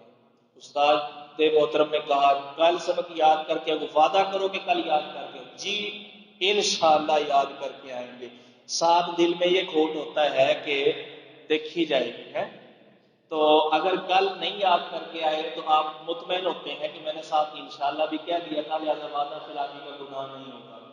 بھائی اگر آپ کی نیت کے اندر کھوٹ ہے اور آپ نے سستی کی ہے اور انشاءاللہ کو صرف ڈھال کے طور پہ استعمال کیا، پھر گناہ ہوگا۔ اگر آپ کا مصمم ارادہ تھا، پکا ارادہ تھا کسی کام کے کرنے کا، اور پھر اللہ کی طرف سے وہ ممکن نہ ہوا، تو پھر آپ معذور ہیں۔ لیکن اگر پہلی نیت کے اندر کھوٹ ہے تو پھر اللہ کو تو دل کا پتہ ہے نا کہ آپ دل کے اندر کیا سوچ رہے ہیں، اس لیے ایسا نہیں کرنا چاہیے۔ حضرت سلیمان علیہ السلام ایک بار انہوں نے سوچا کہ میں 99 بیویاں، مختلف روایتیں ہیں، یا 100 بیویاں، کہ رات کو سب کے پاس جاؤں گا تو بچہ پیدا ہوگا، 100 مجاہد پیدا ہو جائیں گے۔ انہوں نے ساتھ انشاءاللہ نہیں کہا، تو صرف ایک بیوی کے ہاں اولاد کی ولادت ہوئی، اور وہ بھی بچہ جو ہے وہ کمزور بچہ، ناقص بچہ، مفلوج بچہ پیدا ہوا۔ تو اس کی وجہ یہی تھی کہ انہوں نے انشاءاللہ نہیں کہا۔ تو بہرحال کوئی بھی کام کریں ساتھ انشاءاللہ کہہ لینا چاہیے۔ یہ تو عبارت جملے کے حساب سے یہ بات کہی گئی ہے نا، وَاذْكُرْ رَبَّكَ، اور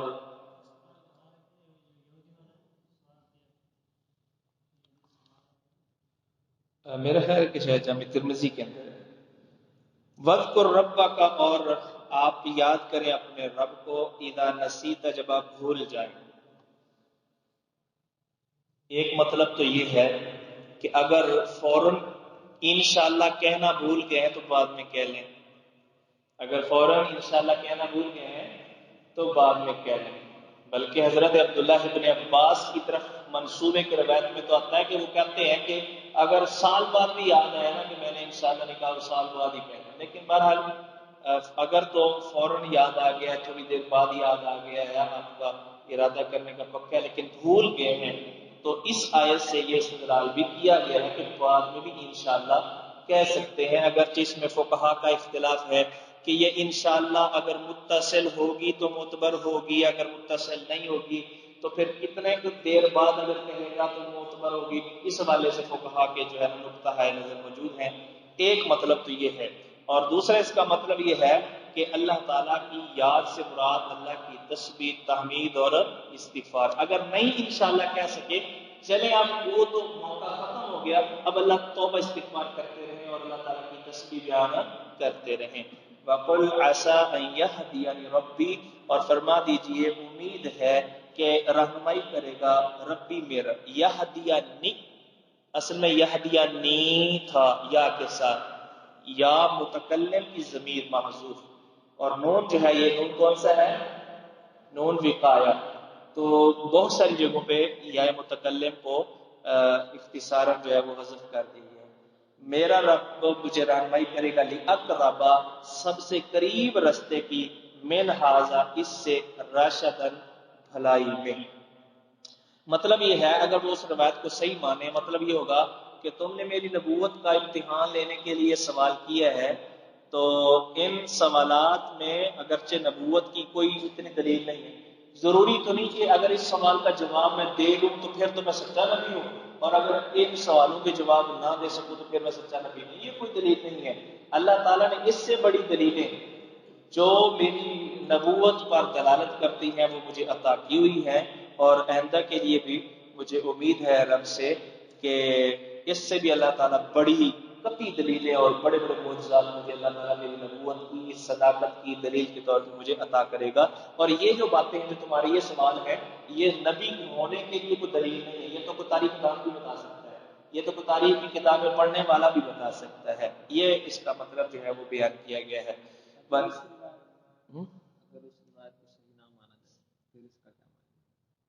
جی، یہ نہیں، ویسے مطلق طور پہ ہر معاملے کے اندر اللہ تعالیٰ، مثلا میں انشاءاللہ بھول گیا ہوں تو اللہ تعالیٰ میری رہنمائی فرمائے گا اور مجھ سے وہ کام کروائے گا جو زیادہ بہتر ہے۔ جی، وَلَبِثُوا فِي كَهْفِهِمْ 300 سِنِينَ وَازْدَادُوا 9، اور وہ ٹھہرے رہے فی کہفہم، اپنی غار میں، 300 سنین، 300 سال، وَازْدَادُوا 9، اور وہ بڑھ گئے 9 سال۔ تو غار کے اندر کتنا عرصہ ٹھہرے رہے؟ 300 اور مزید 9 سال، 309 سال۔ اس کے بارے میں یہ جو جملہ ہے، اس کے بارے میں دو احتمال ہیں جی، دو صورتیں ہو سکتی ہیں۔ نمبر ایک، اللہ تعالیٰ نے یہ اپنی طرف سے خبر دی ہے لوگوں کو کہ لوگ تو اختلاف کرتے ہیں کہ کتنا عرصہ ٹھہرے، ہم بتاتے ہیں کہ وہ 309 سال ٹھہرے ہیں، ایک۔ اور اس کے اندر یہ بھی احتمال ہے کہ اللہ نے خبر نہیں دی، لوگ جو کہتے تھے اللہ نے وہ نقل کیا ہے، کہ لوگ یہ کہتے ہیں کہ وَلَابِثُوا فِي كَهْفِهِمْ 300 سنین وَازْدَادُوا تِسْعًا، کہ لوگ کہتے ہیں کہ وہ 309 سال ٹھہرے ہیں، 309 سال ٹھہرے ہیں۔ یہ لوگوں کی بات ہے، یہ لوگوں کی بات ہے کہ وہ اتنا عرصہ ٹھہرے ہیں جی۔ جو یہ کہتے ہیں کہ یہ لوگوں کی بات ہے کہ وہ 300 یا 309 سال ٹھہرے ہیں، یہ اللہ تعالیٰ نے خبر نہیں دی، انہوں نے پھر اسرائیلی روایات اور دیگر چیزوں کو، تاریخ وغیرہ کو پڑھ کے یہ کہا کہ وہ 300 سال نہیں ٹھہرے، جس طرح کہ مولانا مودودی نے تفہیم القرآن میں یہ بات لکھی ہے کہ یہ لوگوں کی قول کی حکایت ہے، اور یہ لوگ 300 سال نہیں ٹھہرے بلکہ 250 سال تقریباً ٹھہرے، یعنی حضرت عیسیٰ کی کے بعد یہ کوئی 100-150 سال بعد جو ہے نا یہ لوگ یعنی پیدا ہوئے اور ظاہر ہوئے، اور اس کے بعد چوتھی ہجری کے اندر، چوتھی صدی کے اندر، چوتھی صدی کے اندر عیسوی، چوتھی صدی عیسوی کے اندر نبی پاک صلی اللہ علیہ وسلم پیدا ہوئے 571 عیسوی میں، یعنی آپ کی ولادت سے تقریباً 150 سال پہلے یہ لوگ آئے اور ظاہر ہوئے 200 سال بعد تقریباً یہ ظاہر ہوئے۔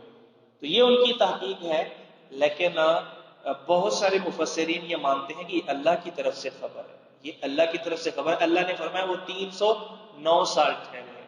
اچھا، اگلا سوال یہ ہے کہ بجائے اس کے یہ کہا جاتا کہ وہ غار میں ٹھہرے ہیں 330 کہ وہ 309 سال ٹھہرے ہیں، یعنی اکٹھا ذکر کر دی،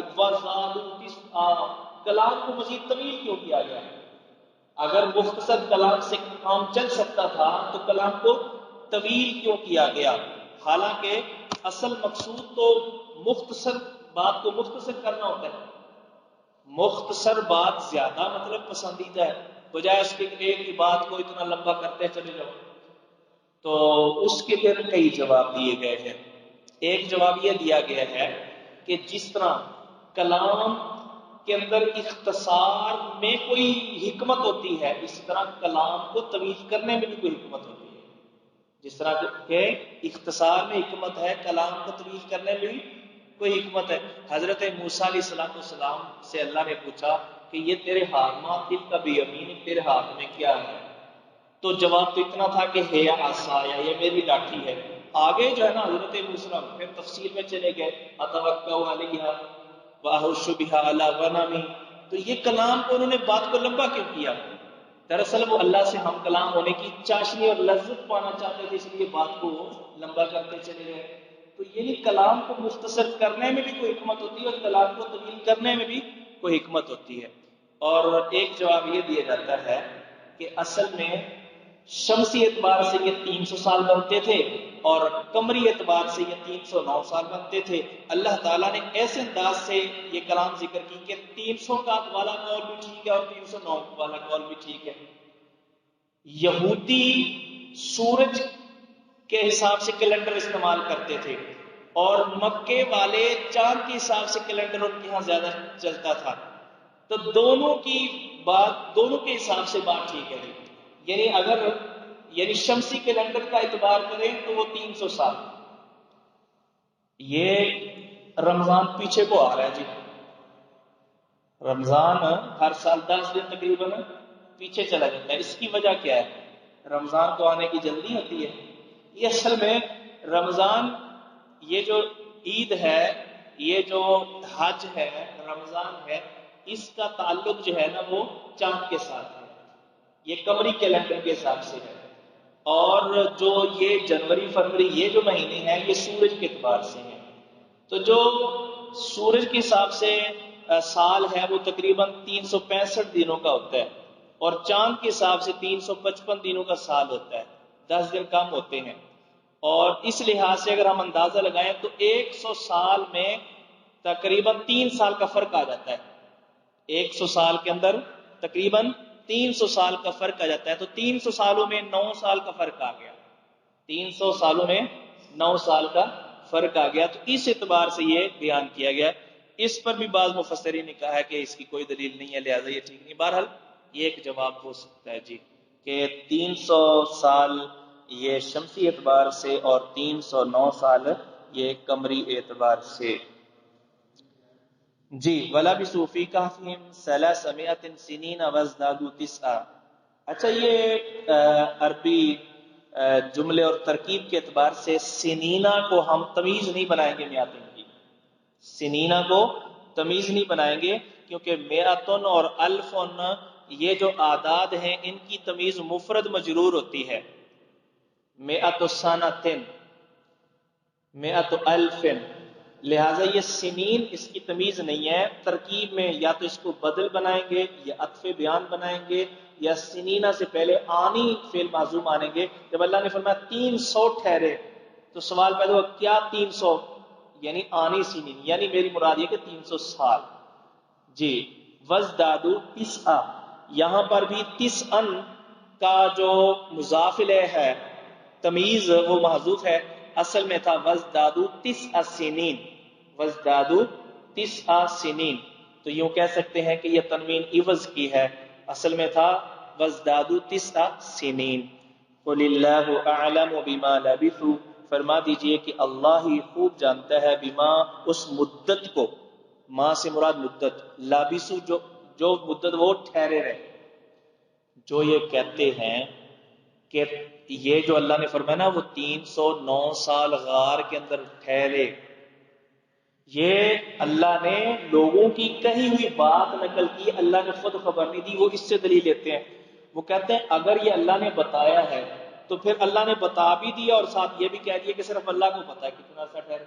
بھئی جب بتا دیا تو پھر یہ کیوں کہا اللہ نے کہ اللہ ہی کو پتا ہے کہ بما لبثوا کتنی مدت وہ ٹھہرے؟ تو یہ ان کی دلیل ہے۔ جو یہ کہتے ہیں کہ نہیں اللہ نے خبر دی ہے، وہ اس سے کیا مراد لیتے ہیں؟ وہ کہتے ہیں کہ پھر جاگنے کے بعد مزید کتنا عرصہ ٹھہرے اور پھر فوت ہوئے، یہ مدت مراد ہے۔ جاگنے کے بعد وہ دوبارہ پھر لیٹے اور فوت ہو گئے، یہ جاگنا پھر کتنی مدت کے لیے تھا، اس کا جو ہے علم صرف اللہ کو ہے۔ کتنا عرصہ بعد میں وہ اٹھنے کے بعد دوبارہ پھر وہ دنیا کے اندر زندہ رہے اور پھر دنیا سے چلے گئے، یہ مدت کتنی ہے؟ اللہ اعلم، اللہ ہی جانتا ہے، بما اس مدت کو، لابسو جو وہ ٹھہرے۔ لہو غیب السماوات والارض، اللہ ہی کے لیے ہے آسمانوں اور زمین کا غیب۔ لہو یہ خبر مقدم، اللہ ہی کے لیے، یہ ہی کا معنی پیدا ہو گیا، اللہ ہی کے پاس ہے آسمانوں اور زمین کا غیب۔ اس تخصیص سے، اس حصر سے یہ ثابت ہوا کہ اللہ کے علاوہ کسی کے پاس غیب کا علم نہیں ہے۔ اب صرف بھی اللہ خوب دیکھنے والا ہے، واسمع اور خوب اللہ سننے والا ہے۔ یہ ابصر اور اسمع یہ فعل تعجب، افعال تعجب میں سے، تعجب کے لیے 2 صیغے استعمال ہوتے ہیں، ما افعلہ افعل بہ، پڑھا ہے نا نحو کی کتابوں میں، تو یہ افعل بہ کے وزن پر ابصر بہ، اور اسمع کے بعد بھی بہ ہے، ابصر بہ و اسمع بہ، لیکن کرینے کی وجہ سے کہ ابصر کے بعد بہ ذکر کر دیا گیا، یہاں پر اس لیے بہ کو محذوف کر دیا گیا کہ کرینہ موجود ہے اور بات سمجھ آ رہی ہے کہ یہاں پر بھی بہ تھا۔ ما لہم من دونہ، نہیں ہے ان کے لیے، من دون اللہ کے علاوہ، من ولی کوئی مددگار، لوگوں کے پاس اللہ کے علاوہ کوئی مددگار نہیں ہے، اللہ ہی اکیلا مددگار ہے۔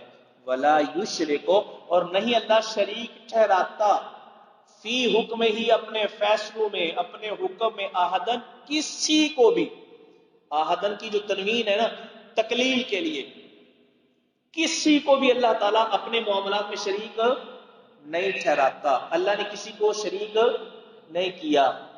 اللہ تعالی اللہ کے معاملات میں توجہ سے سنیں، اللہ کے معاملات میں، اللہ کے فیصلوں میں اللہ کے ساتھ کوئی نہ ذاتی طور پہ شریک ہے نہ عطائی طور پہ شریک ہے۔ کچھ لوگ کہتے ہیں کہ جہاں پر بھی اللہ تعالیٰ نے نفی کی ہے غیب کی، اس سے مراد ذاتی علم غیب ہے۔ ذاتی علم غیب صرف اللہ کے پاس ہے۔ اللہ کی عطا سے کوئی عالم الغیب ہو سکتا ہے، اللہ کی عطا سے کوئی عالم الغیب ہو سکتا ہے۔ بھائی شریک تو شریک ہے، کوئی بندہ، میں مثلا کروڑ پتی ہوں، کوئی بندہ میرے دینے سے کروڑ پتی بنے یا اپنی محنت سے کروڑ پتی بنے، میرے برابر تو ہو گیا نا۔ تو گویا کہ تم کیا کہنا چاہتے ہو کہ اللہ نے خود تو یہ اب اللہ کے برابر نہیں ہوئے، اللہ نے ان کو دے کر اپنے برابر کر لیا نبیوں کو یا ولیوں کو؟ نہیں، ایسا نہیں ہے۔ کسی بھی اعتبار سے کوئی بھی بڑا یا چھوٹا اللہ کے برابر نہیں ہے۔ شان ولیوں کی، نبیوں کی شان بہت اونچی ہے، جتنا مرضی مقام ہم مان لیں نبیوں اور ولیوں کا، لیکن اللہ کے برابر نہیں ہے۔ اللہ کے برابر کسی کی شان، کسی کا مقام نہیں ہے۔ ادب، احترام، تعظیم سب کی ہے، لیکن ادب کا مطلب یہ نہیں ہے کہ ہم نبی کا احترام، ولی کا احترام کرتے کرتے اللہ کے برابر ٹھہرا دیں۔ جو اللہ کا مقام ہے ہم نے اللہ کو دینا ہے، جو نبی کا مقام ہے نبی کو دینا ہے، جو ولی کا مقام ہے ہم نے ولی کو دینا ہے۔ بھائی جس طرح ہمارے رشتہ دار ہیں، ماں بھی عورت ہے، بیوی بھی عورت ہے، بہن بھی عورت ہے، ماں کی اپنا ایک عزت احترام ہے، اس کے اپنے حقوق ہیں، بیوی کے اپنے حقوق ہیں، بہن کے اپنے حقوق ہیں، بیٹی کے اپنے حقوق ہیں، ہر ایک کے ہم نے حقوق ادا کرنے۔ اسی طرح اللہ تعالیٰ کے اپنے حقوق ہیں اور نبیوں اور ولیوں کے اور رشتہ داروں کے اور بڑوں اور چھوٹوں کے اپنے حقوق ہیں۔ تو ہر ایک کا جو ہم پر حق ہے ہم نے وہ حق ادا کرنا ہے۔ ہم نے یہود و نصارہ کی طرح افراط و تفریط نہیں کرنی۔ یا اہل الکتاب لا تغلوا فی دینکم، اللہ نے فرمایا اہل کتاب دین میں غلو نہ کرو، اور یہی حکم ہم کو بھی ہے۔ نبی پاک نے فرمایا لا تطرونی کما اطرت النصارى عیسی ابن مریم، مجھے ایسے نہ بڑھاؤ جس طرح عیسائیوں نے حضرت عیسی ابن مریم کو بڑھایا اور اللہ کا بیٹا قرار دے دیا، مجھے ایسے میرے مقام سے نہ بڑھاؤ، بس میں اللہ کا بندہ ہوں، اللہ کا رسول ہوں۔ تو لہٰذا یہاں اس آیت میں ولا یشرک فی حکمہ احدا، اس ٹکڑے کے اندر شرک عطائی کا رد ہو رہا ہے۔ اس ٹکڑے کے اندر شرک عطائی کا رد ہو رہا ہے کہ اللہ خود تو کوئی اللہ کا شریک نہیں، اللہ کے دینے سے بھی کچھ لوگ ہیں جو اللہ کے ساتھ وہ بھی عالم الغیب ہو گئے ہیں۔ جس طرح اللہ عالم ما کان و ما یکون ہے، اسی طرح اللہ کے دینے سے بھی کچھ ہیں جو وہ بھی عالم ما کان اور وما یکون ہو گئے ہیں۔ نہیں میرے بھائی، اللہ نے واضح فرما دی کہ اللہ نے نہیں کیا برابر اپنے، لا یشرک کو کیا مطلب ہے؟ اللہ نے شریک نہیں کیا، اپنے برابر نہیں کیا، اللہ نے نہیں کیا، تجھ کو کس نے بتایا ہے کہ یہ برابر ہو گئے؟ اللہ تو کہہ رہا ہے کہ میں نے ان کو اپنے برابر نہیں کیا۔ تو یہ دعویٰ کس دلیل کی بنیاد پہ کر رہا ہے کہ اللہ نے اپنے برابر کر لیا؟ جو جس طرح اللہ تعالیٰ عالم الغیب ہے یہ بھی عالم الغیب ہو گئے۔ تھوڑا غور و فکر کرنے کی ضرورت ہے، مسئلہ بالکل واضح ہے۔ جی وَاتْلُ مَا أُوحِيَ إِلَيْكَ مِن کتاب ربک، اور آپ تلاوت کیجئے ما اس کی اوحی الیک جو آپ کی طرف وحی کی گئی ہے۔ کیا چیز؟ من کتاب ربک، تیرے رب کی کتاب سے، جو کتاب آپ کی طرف وحی کی گئی ہے آپ اس کی تلاوت کریں، آپ اس کو پڑھیں۔ کیل وکال، لوگوں کی باتیں، کہیں سنی باتیں، ان کی طرف زیادہ دھیان نہ دیں، رب کے قرآن کی تلاوت کریں۔ اس کے اندر جو واقعات، جو اسباق اور پیغامات دیے گئے ہیں وہ آپ جو ہے نا لوگوں کے سامنے پیش کریں، اس قرآن کی دعوت و تبلیغ کی طرف دھیان دیں۔ لا مبدل لکلماتہ، نہیں ہے تبدیلی اللہ کے کلمات کے لیے، نہیں ہے کوئی بدلنے والا اللہ کے کلمات کو۔ اللہ کے کلمات، اللہ کے فیصلے، اسی طرح اللہ کے کلمات سے مراد اللہ کی کلام کتاب بھی ہو سکتی ہے، اس میں کوئی تبدیلی کرنے والا نہیں ہے، نبی کو بھی اختیار نہیں ہے۔ اللہ تعالیٰ کے نبی نے بھی ایک مقام پہ فرمایا کہ نہیں ہے میرے لیے اختیار کے ان ابدلہ کہ میں اس کو تبدیل کر لوں، نبی کو بھی اللہ نے اختیار نہیں دیا کہ وہ قرآن کو تبدیلی کر لے۔ مشرکین کی طرف سے یہ مطالبات ہوتے تھے کہ اس طرح کرتے ہیں کہ سمجھوتا کر لیتے ہیں، کمپرومائز کر لیتے ہیں، کو ڈیل کر لیتے ہیں.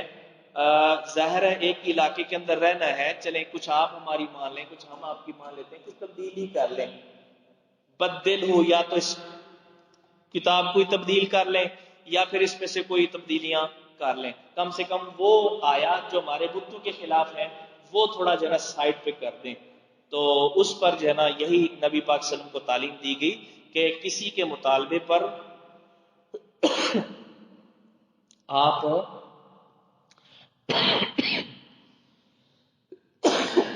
کتاب کے اندر تبدیلی نہیں کر سکتے، کسی کو اللہ نے اختیار یہ نہیں دیا.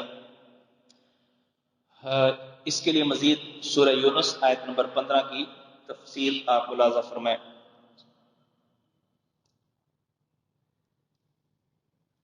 لا مبدل لکلماتہ، نہیں ہے تبدیلی اللہ کے کلمات کے لیے. ولن تجد، اور ہرگز نہیں پائیں گے آپ من دونہ، اللہ کے علاوہ، ملتحدا، پناہ کی جگہ.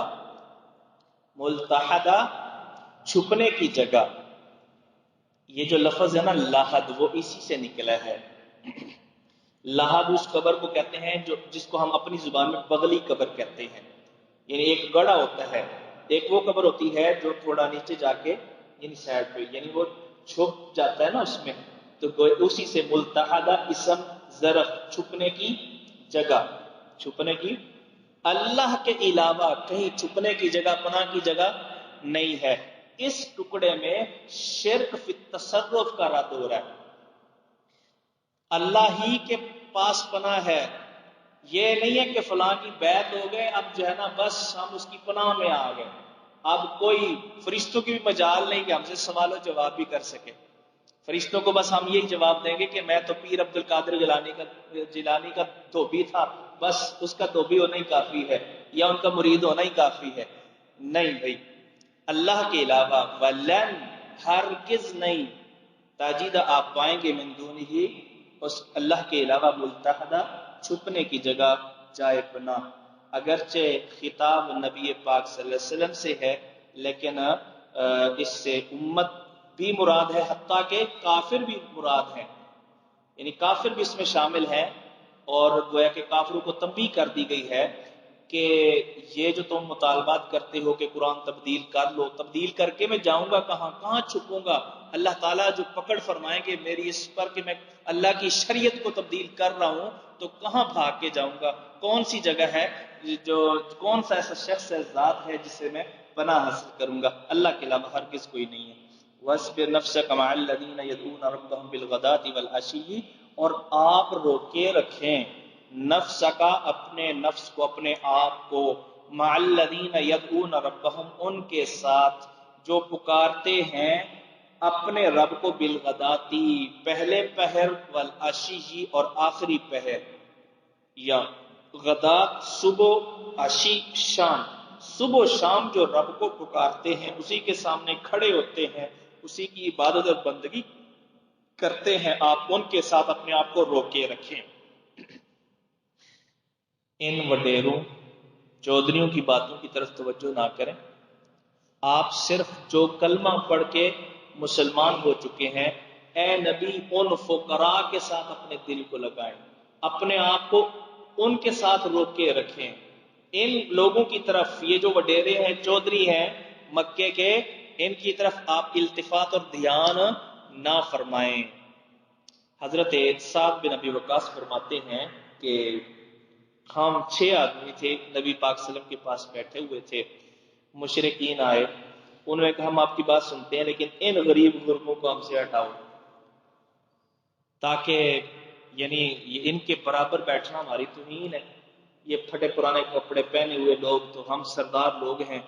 تو یہ بات جب انہوں نے کہی تو نبی پاک صلی اللہ علیہ وسلم کے دل میں بھی شاید خیال پیدا ہوا ہو کہ یہ تو میرے اپنے ہیں، تھوڑی دیر کے لیے اگر یہ سائڈ پہ ہو جائیں گے اور یہ بدبخت لوگ ہدایت پہ آ جائیں، دین کا ہی فائدہ ہے نا، شریعت کا ہی فائدہ ہے، اور ان کا بھی فائدہ ہے کہ جہنم سے بچ جائیں گے. تو ایک اچھی سوچ آپ کے ذہن میں یعنی پیدا ہوئی. تو اس وقت سورہ انعام کی آیت نمبر 52 نازل ہوئی، اور حضرت عبداللہ ابن مسعود رضی اللہ تعالی عنہ کی بھی ایک روایت اس سے ملتی جلتی ہے کہ پھر اس وقت یہ آیت جو ہے نازل ہوئی کہ آپ ان کی طرف دھیان نہ کریں، اپنے آپ کو ان غرباء کے ساتھ روک کے رکھیں، ان کو ٹائم دیں، ان کی طرف توجہ فرمائیں جو آپ کی بات کو تسلیم کرنے والے ہیں۔ دوسرے الفاظ میں ہم یہ کہہ سکتے ہیں، اصحاب کہف کے بعد، ان کے قصے کے ذکر کے بعد اللہ تعالیٰ نے یہاں پر نبی پاک صلی اللہ علیہ وسلم کو ایک تعلیم دی ہے کہ آپ اہل ایمان کے اندر اپنے آپ کو روکے رکھیں۔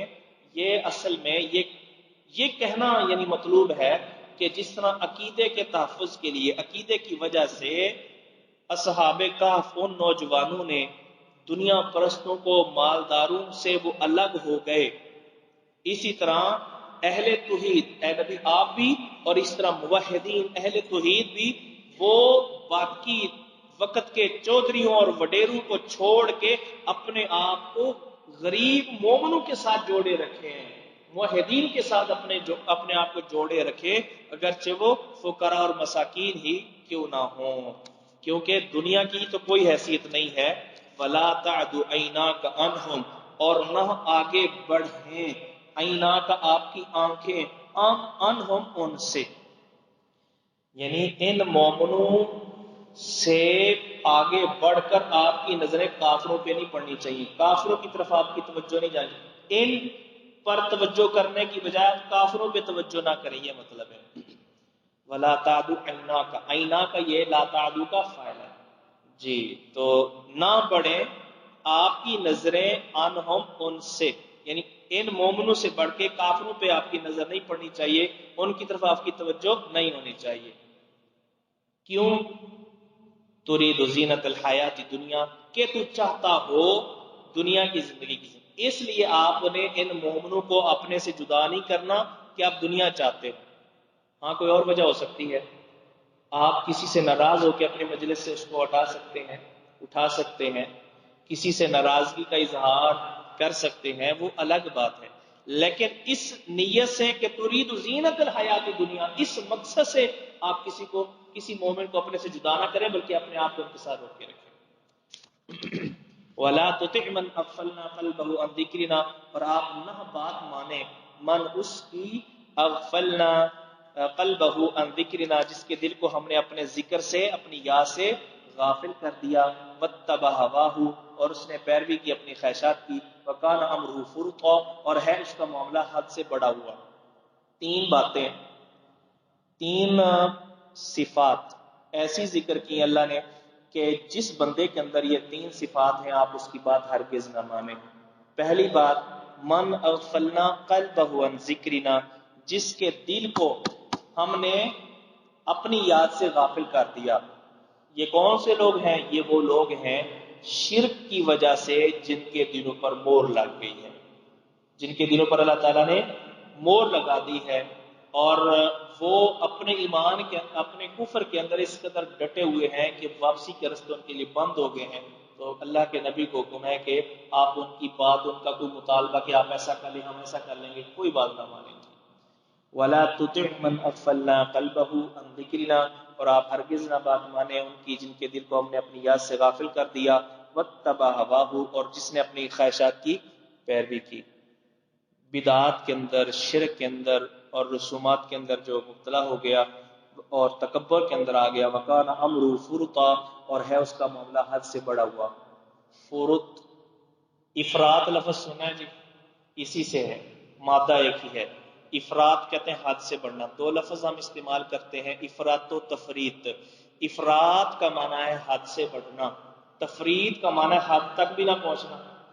تو یہ اسلام افراط و تفریط سے ہٹ کر ہمیں اعتدال کا حکم دیتا ہے۔ دین کے اندر افراط و تفریط نہیں ہونی چاہیے جی، دین کے اندر افراط و تفریط نہیں ہونی چاہیے، اعتدال ہونا چاہیے۔ تو یہ فوراً اسی سے حد سے بڑا ہوا، یعنی اللہ کی جو شرعی حد ہے، جو ان حدود کو پھلانگ چکا ہے، آپ ان کی بات نہ مانیں۔ وَقُلْ الْحَقُّ مِنْ رَبِّكُمْ، اور فرما دیجئے کہ حق تمہارے رب کی طرف سے ہے۔ الحق من ربکم، اس کی دو ترکیبیں ہو سکتی ہیں۔ ایک یہ ہے کہ جو کچھ بیان کیا گیا ہے یہ تیرے رب کی طرف سے برحق ہے، یعنی الحق من ربکم یہ سارا یہ خبر ہے اور مبتدا محذوف ہے۔ یہ خبر ہے اور مبتدا محذوف. اور دوسری ترکیب الحق مبتدا اور من ربکم یہ خبر. الحق مبتدا اور من ربکم یہ کیا ہے؟ خبر.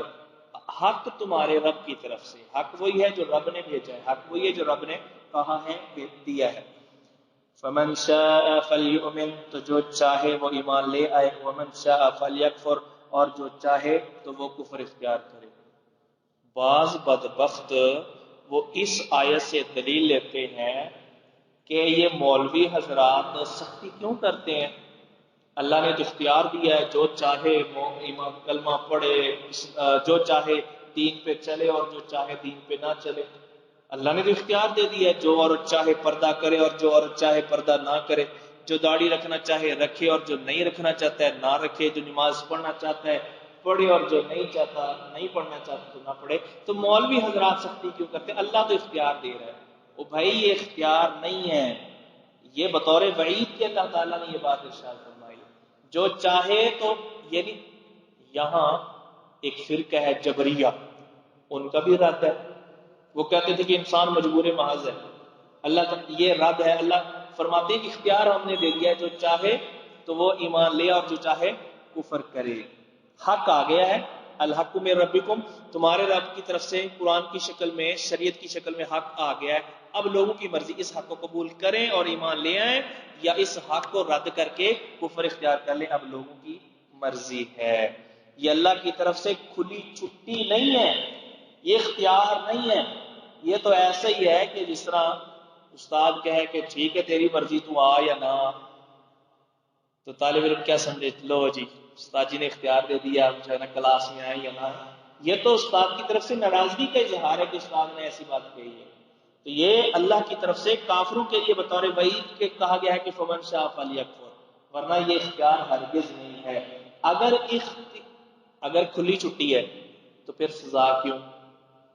اگر اللہ تعالیٰ نے یہ اختیار دے دیا ہے کہ بھائی سارے انسان جس طرح تمہارا دل کرتا ہے اپنا عقیدہ اپنا جو ہے نا وہ منہج اختیار کرو، جو چاہے کفر اختیار کرے، جو یہودی چاہے عیسائی بن جائے، مسلمان بن جائے، سب کو اختیار ہے. اگر اختیار ہے تو بھائی اس پر سزا کیوں؟ اس پر سزا کیوں؟ یہ اختیار نہیں ہے جی. یعنی استاد یعنی پہلے یہ کہتا ہے کہ ٹھیک ہے جی یہ جو ہے نا سبق مرضی ہے یاد کر کے آئیں یا نہ کر کے آئیں. کل یاد کر کے نہیں آیا اور استاد نے ڈنڈا نکال لیا تو طالب علم سوال نہیں کرے گا کہ استاد محترم آپ نے خود ہی تو اختیار دیا تھا کہ مرضی ہے، چاہے تو آپ یاد کر کے آئیں اور چاہے نہ یاد کر کے آئیں. اختیار دینے کے باوجود یہ تو آپ زیادتی کر رہے ہیں، یہ آپ ٹھیک نہیں کر رہے. اعتراض کر سکتا ہے نا طالب علم. تو اسی طرح وہاں کوئی کافر بھی اعتراض کر سکتا ہے کہ اللہ اختیار تو تمہیں دے دیا تھا، اب تو جو ہے نا سزا کیوں دے رہا ہے؟ آگے اللہ نے فرما دیا، اگلا جملہ ہی پڑھ لو، انا اعتدنا للظالمین نارا. اللہ نے وہ جو ظلم، شرک سے بڑا کفر سے بڑا ظلم کیا ہے؟ یہ بھی ظلم ہے، شرک بھی ظلم ہے. ان الشرک لظلم عظیم. انہی ظالموں کے بارے میں اللہ نے فرمایا ہم نے آگ تیار کی ہے. انا اعتدنا بے شک ہم نے تیار کر رکھی ہے للظالمین ظالموں کے لیے نارن آگ. ان الظالمین میں خاص طور پہ کافر اور مشرک شامل ہیں. جی تھک تو نہیں گئے؟ رکوع مکمل کر لیں، ہے اجازت کیا جی؟ احاط بہم سرادقها گھیر رکھا ہوگا ان کو سرادقها اس کی کناتوں نے. سرادق سے مراد جہنم کے پردے، چار دیواری، جہنم کی چار دیواری. حضرت ابو سعید خدری رضی اللہ تعالیٰ عنہ کی جامع ترمذی، مسند احمد وغیرہ کے اندر ایک روایت ہے کہ اس سرادق سے مراد آگ کی دیواریں ہیں جو اتنی موٹی موٹی ہیں کہ یعنی اگر اس دیوار پہ کوئی 40 سال چلے تو وہ 40 سال کی مسافت جتنی موٹی دیواریں ہیں جہنم کی. تو اتنی موٹی دیواروں سے کوئی نکل سکتا ہے؟ کوئی نقب لگانا شروع کر دے، یہاں تو جیبوں سے بھاگ جاتے ہیں نا، کوئی توڑ کے یا کسی طرح سے. اتنی موٹی موٹی دیواریں ہیں اس جہنم کی، تو وہاں سے کوئی نکل سکتا ہے، خارج ہو سکتا ہے؟ ہرگز نہیں. اسی طرح کسی خیمے کے جو پردے ہوتے ہیں، خیمہ لگایا جاتا ہے نا شادی بیاہ کے موقع پہ، تقریبات کے موقع پہ، تو کناتیں سائڈوں پہ لگائی جاتی ہیں. تو مراد ایسی چیز جو کسی چیز کو گھیر لے. جی تو ان کو جہنم کی آگ نے چاروں طرف سے گھیرا ہوگا. یا اس جہنم کی دیواروں نے ان کو چاروں طرف سے گھیرا ہوا ہوگا۔ اچھا، یہ جو ترمذی کی روایت پیش کی ہے نا، یہ روایت اس کو علامہ البانی نے ضعیف قرار دی ہے۔ روایت نمبر یاد نہیں ہے جی۔ وَإِن يَسْتَغِيثُوا، اگر وہ فریاد کریں گے، یا سمجھنے کے لیے آپ معنی کر لیں، وَإِن يَسْتَغِيثُوا، اگر وہ پانی مانگیں گے، يُغَاثُوا بِمَاءٍ، ان کو پانی دیا جائے گا، لیکن کیسا پانی؟ كَالْمُهْلِ، پگھلے ہوئے تانبے کی طرح۔ محل کے کئی معنی ہو سکتے ہیں۔ تیل جب گرم کریں نا، فل گرم کریں، تو وہ جو تہ کے اندر تڑ تڑ کر رہا ہوتا ہے نا تیل، تلچھٹ، وہ مراد، اس کو بھی محل کہتے ہیں۔ اور ایسے ہی پگھلے ہوئے تانبے کو بھی محل کہتے ہیں۔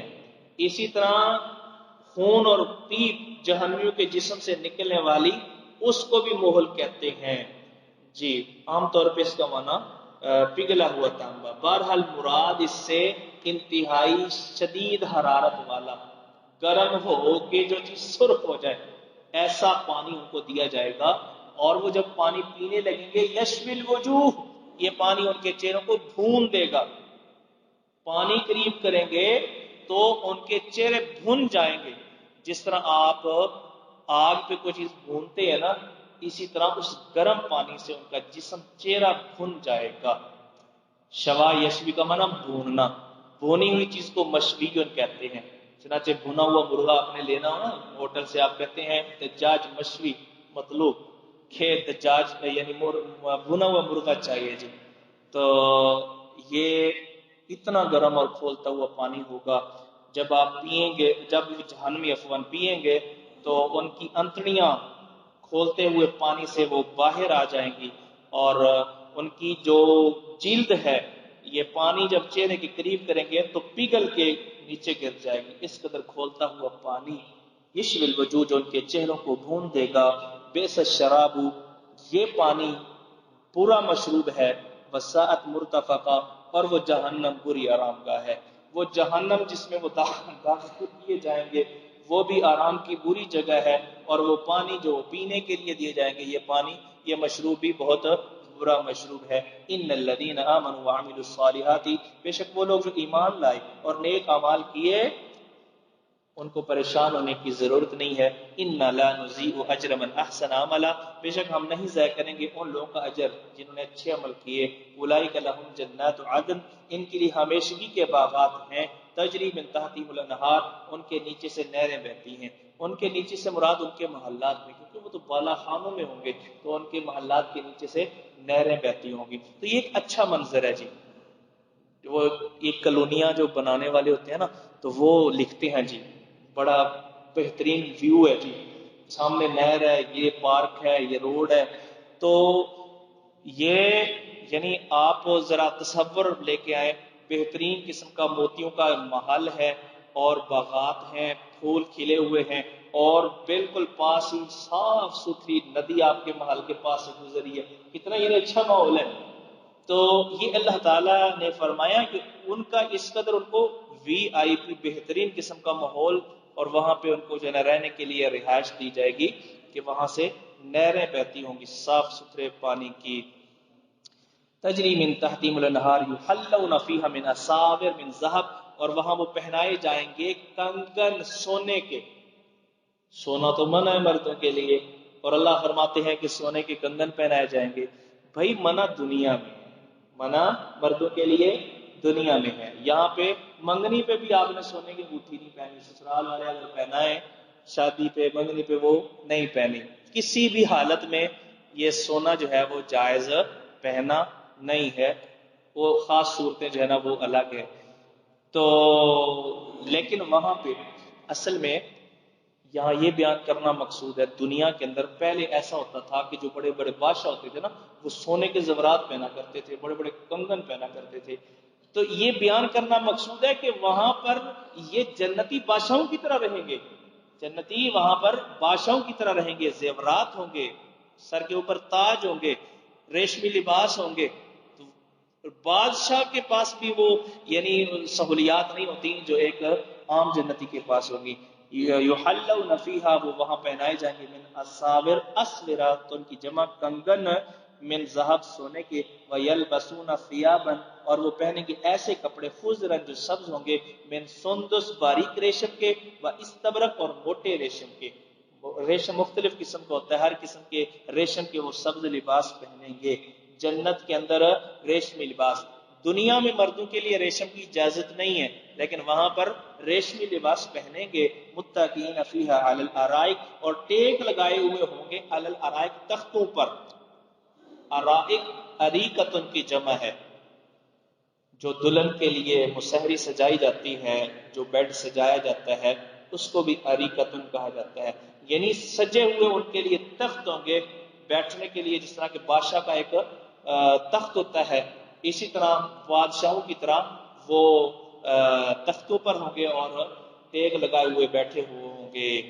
جی متکئین بعض نے اس کا معنی متربعین بھی کہ چوکڑی مار کے اس طرح بیٹھے ہوئے ہوں گے جی وہاں پہ اس طرح چوکڑی مار کے سکون سے بیٹھے ہوئے ہوں گے اور پھر مجلس ان کی لگی ہوئی ہوگی اور ایک دوسرے سے گپ شپ وہ جنت کے اندر لگا رہے ہوں گے جی نعم الثواب وحسنت مرتفقا ایک بدلہ وہ ہے جس کے بارے میں اللہ نے فرمایا بئس الشراب وساءت مرتفقا اور ایک بدلہ یہ ہے نعم الثواب وحسنت مرتفقا یہ بہت اچھا بدلہ ہے ثواب سے مراد بدلہ یہ بدلہ جنت کی شکل میں اور جنت کی نعمتوں کی شکل میں بہت اچھا بدلہ ہے نیکی کا ایمان کا وحسنت مرتفقا اور یہ جنت بہت اچھی جگہ ہے مرتفقاً آرام گاہ کے اعتبار سے تو یہ جنت جو ہے آرام کرنے کے لیے بہت اچھی جگہ ہے چلیں جی